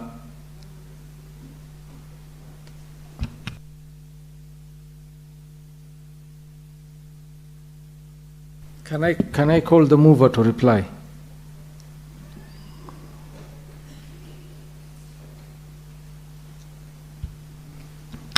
Thank you, Honorable Speaker. Honorable Speaker, moving to reply, just to thank all the senators who have contributed to this bill, to actually, who have contributed positively and who acknowledge that we will be doing ourselves as a nation a big favor if we pass this law, so that the science and technologies and advancements in matters relating to fertility can benefit Kenyan men and women, and that this is within our culture. Honorable Speaker, surrogacy existed in some of our cultures, and it is something we need to embrace and to support as a country. I expect when we reach to move to the next stage of this bill, that every senator will see the value of this bill and will embrace it. I therefore reply. Thank you, Mr. Speaker.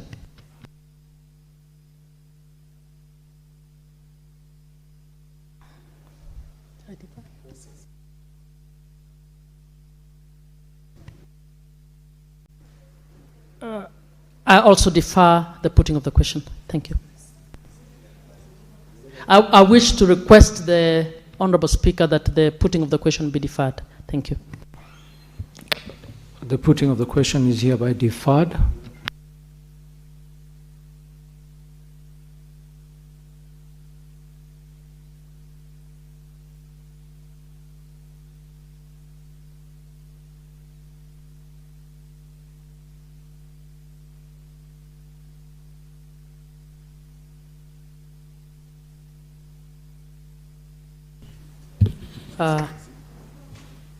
Honorable Senators, we are rearranging the sequence and moving on to order number 28. Order number 28, the County Government's Laws Amendment Bill, Senate Bills number 14 of 2025, second reading. Senator Haji.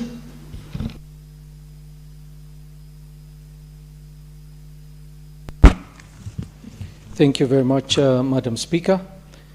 Madam Speaker, I beg to move the County Government Laws Amendments Bill, Senate Bills number 14 of 2025, and request for it to be read now a second time pursuant to Standing Order number 146 of the Senate Standing Orders. Madam Speaker, this bill seeks to amend the County Governments Act, Cap 26, and the Public Appointments County Assemblies Approval Act, Cap 265B. The amendments aim to enhance the legislative process at the county level by ensuring timely assent and publication of bills mandating governors to deliver state of the county addresses before assemblies, establishing clear timelines for the nomination and approval of county executive committee members and chief officers, aligning county public service board terms with electoral cycles, restricting pre-election appointments, introducing periodic county public service audits, and deeming nominations approved if assemblies fail to act within the specific period. These proposed changes are intended to promote efficiency, accountability, and better governance in county administration. Madam Speaker, you will see that the intention of amending the County Government Laws Amendment Bill was brought about by a problem that we faced this term in the Senate when certain governors after the election took almost 2 years to appoint chief officers.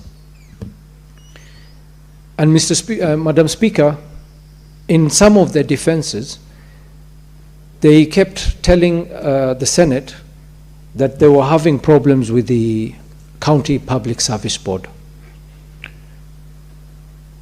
Therefore, I don't want to take much time, and I will ask senators to read this bill.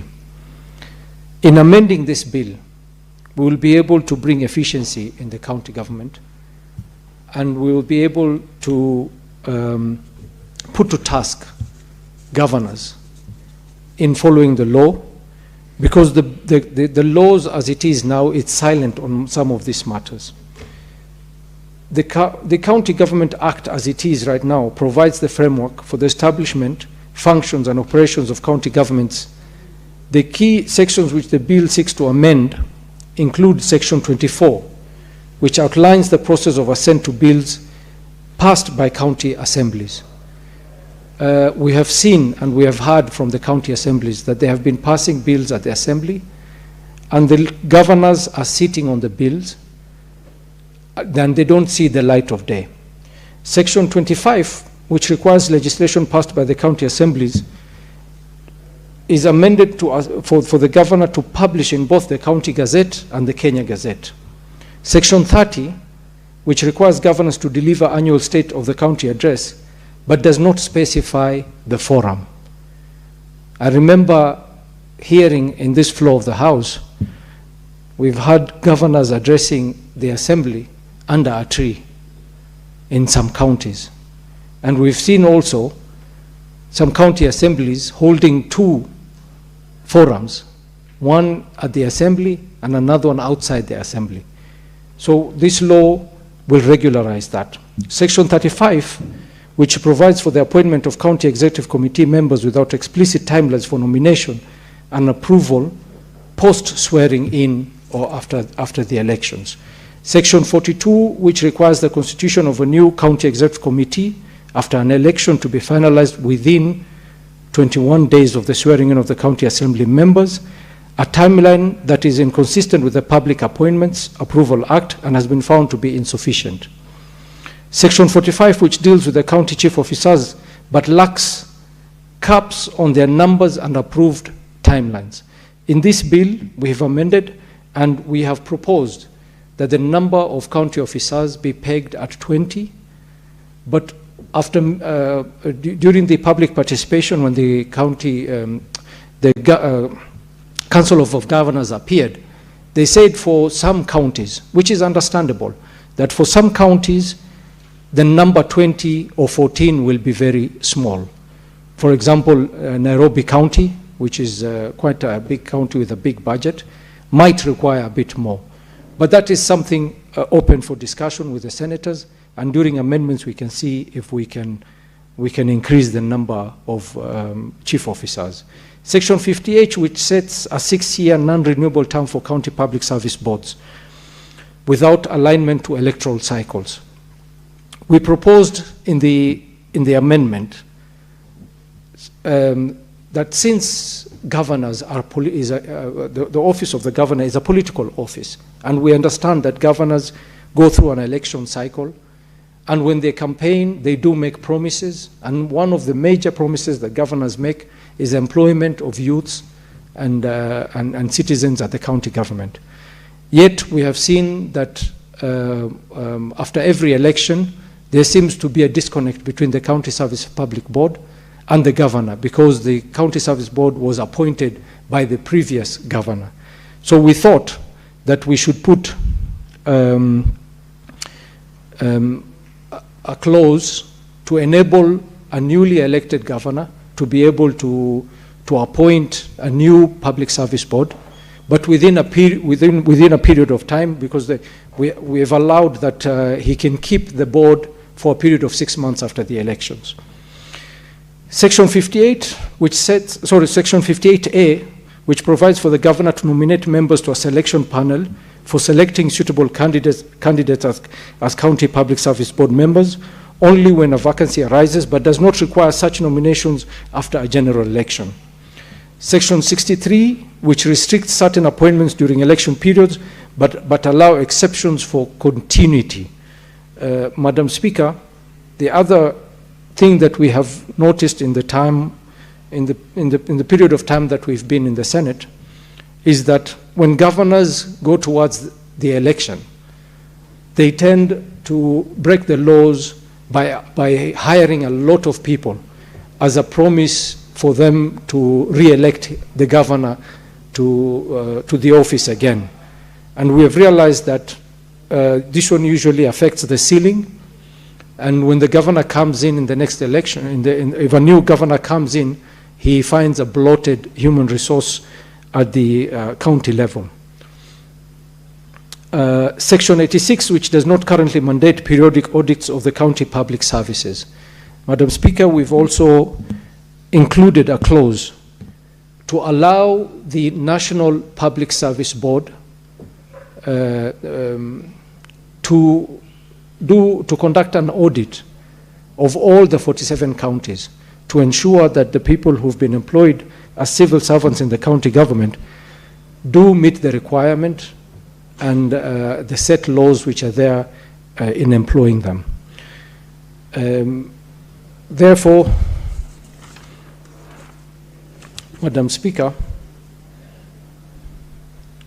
by aligning public service board terms with the, my apologies.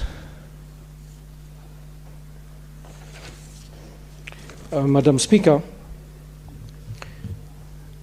I believe that the amendments will enhance the legislative process at the county level, and I would ask senators to support this bill. And also, I believe that senators probably have different experiences at the county, at the different counties they come from, and they will be able to provide further amendments to this bill so that we can improve it further and ensure that we take care of any loopholes that are there that governors or the executive take advantage of. With those few remarks, Madam Speaker, I will ask Senator Eddie Okech to second this bill. Senator Eddie. Madam Speaker, it is a privilege to second this bill because, Madam Speaker, governors have struggled with the concept of service to the extent that the relationship between governors and members of the county assembly and the relationship between governors and the county public service boards has been very adversarial and has been that one of dictatorship in most cases, where the governor's will must always happen the way the governor wants it. To the extent that, Madam Speaker, the legislative process and the accountability framework that should be done by county assemblies has not taken root in our counties. In fact, our counties, the MCAs only play a representative role. If you look at the legislative process, Madam Speaker, a simple issue like MCAs being able to sit down and figure out different laws in the counties that will make running the counties efficient do not even get publicized. They don't take root. And the worst part is that there is no any predictable way with which they can be able to pass these laws knowing that the governors would assent to them and make them laws. Unless, in most cases, where the governors have got personal interest and sometimes interest to the legislative process, like maybe they want a fund to be created, that's when they will listen to MCAs. Or maybe they want to give land to different private sector people, that's when they will actually pass those laws. So this is a very important piece of legislation that will be able to make sure that things like legislation take root in the county. But most importantly, even the issue of the public service board, the public service boards in the county, Madam Speaker, you will find that even where this law doesn't exist, the sitting governor will always have problems and victimization against anybody who they don't like in this public service board, that it doesn't make sense for an overlap. It is important that we make it possible that the public service board that will be serving going forward is that which can align with the needs of the county at that time and make it easier for the governor to operate, as well as the governor to be able to have an amicable relationship. So, Madam Speaker, I know time is stretched and we are going on recess. I wanted to make sure that when you're going on recess, this bill should actually have been passed so that we can be able to make these counties efficient. Therefore, Madam Speaker, I second and support this bill in totality. I thank you.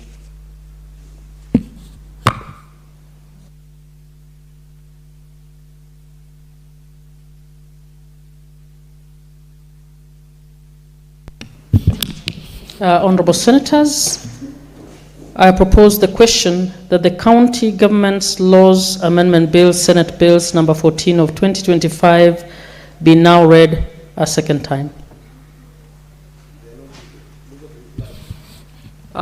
There's no one to contribute, so I'll call upon the mover to reply. Thank you, Madam Speaker, and thank you, Senator Okech, for seconding the motion. Madam Speaker, I just want to state that county governments play a pivotal role in devolved governance. And unless this Senate takes action to regularize the laws which have already been passed in order to cover the loopholes which are there in the law that the governors have been able to take advantage of in the last period of time since 2013 when we passed the new constitution. I think laws are there to be amended over time, and it is time that we amend several laws, including the Public Finance PFM Act, because in the PFM Act there seems to be a lot of loopholes which governors are taking advantage of. And we've seen also in the employment of county staff, there's a lot of loophole. The law does not state on the number of advisors a county governor can have. We've seen some counties, some governors, they have 4 advisors. Others have up to 30 or more advisors, which is actually an abuse of the mandate that they've been given by the people. The purpose for us as a Senate to amend the laws as we move forward is to ensure that the county governors are held to account for the mandate that they have been given after being elected in that office. And Madam Speaker, I thank Senator Eddy, and I seek to move to reply and ask that we defer division to a later date. Thank you, Madam Speaker. It is so deferred.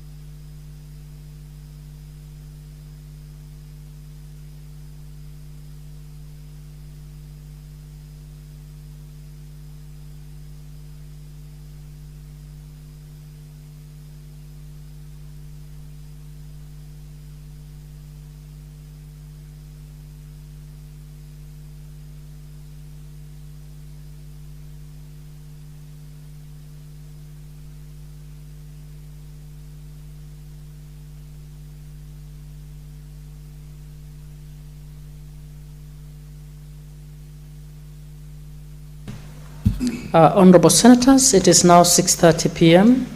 Time to adjourn the Senate. The Senate therefore stands adjourned until tomorrow, Thursday, 18th June 2026 at 2:30 p.m.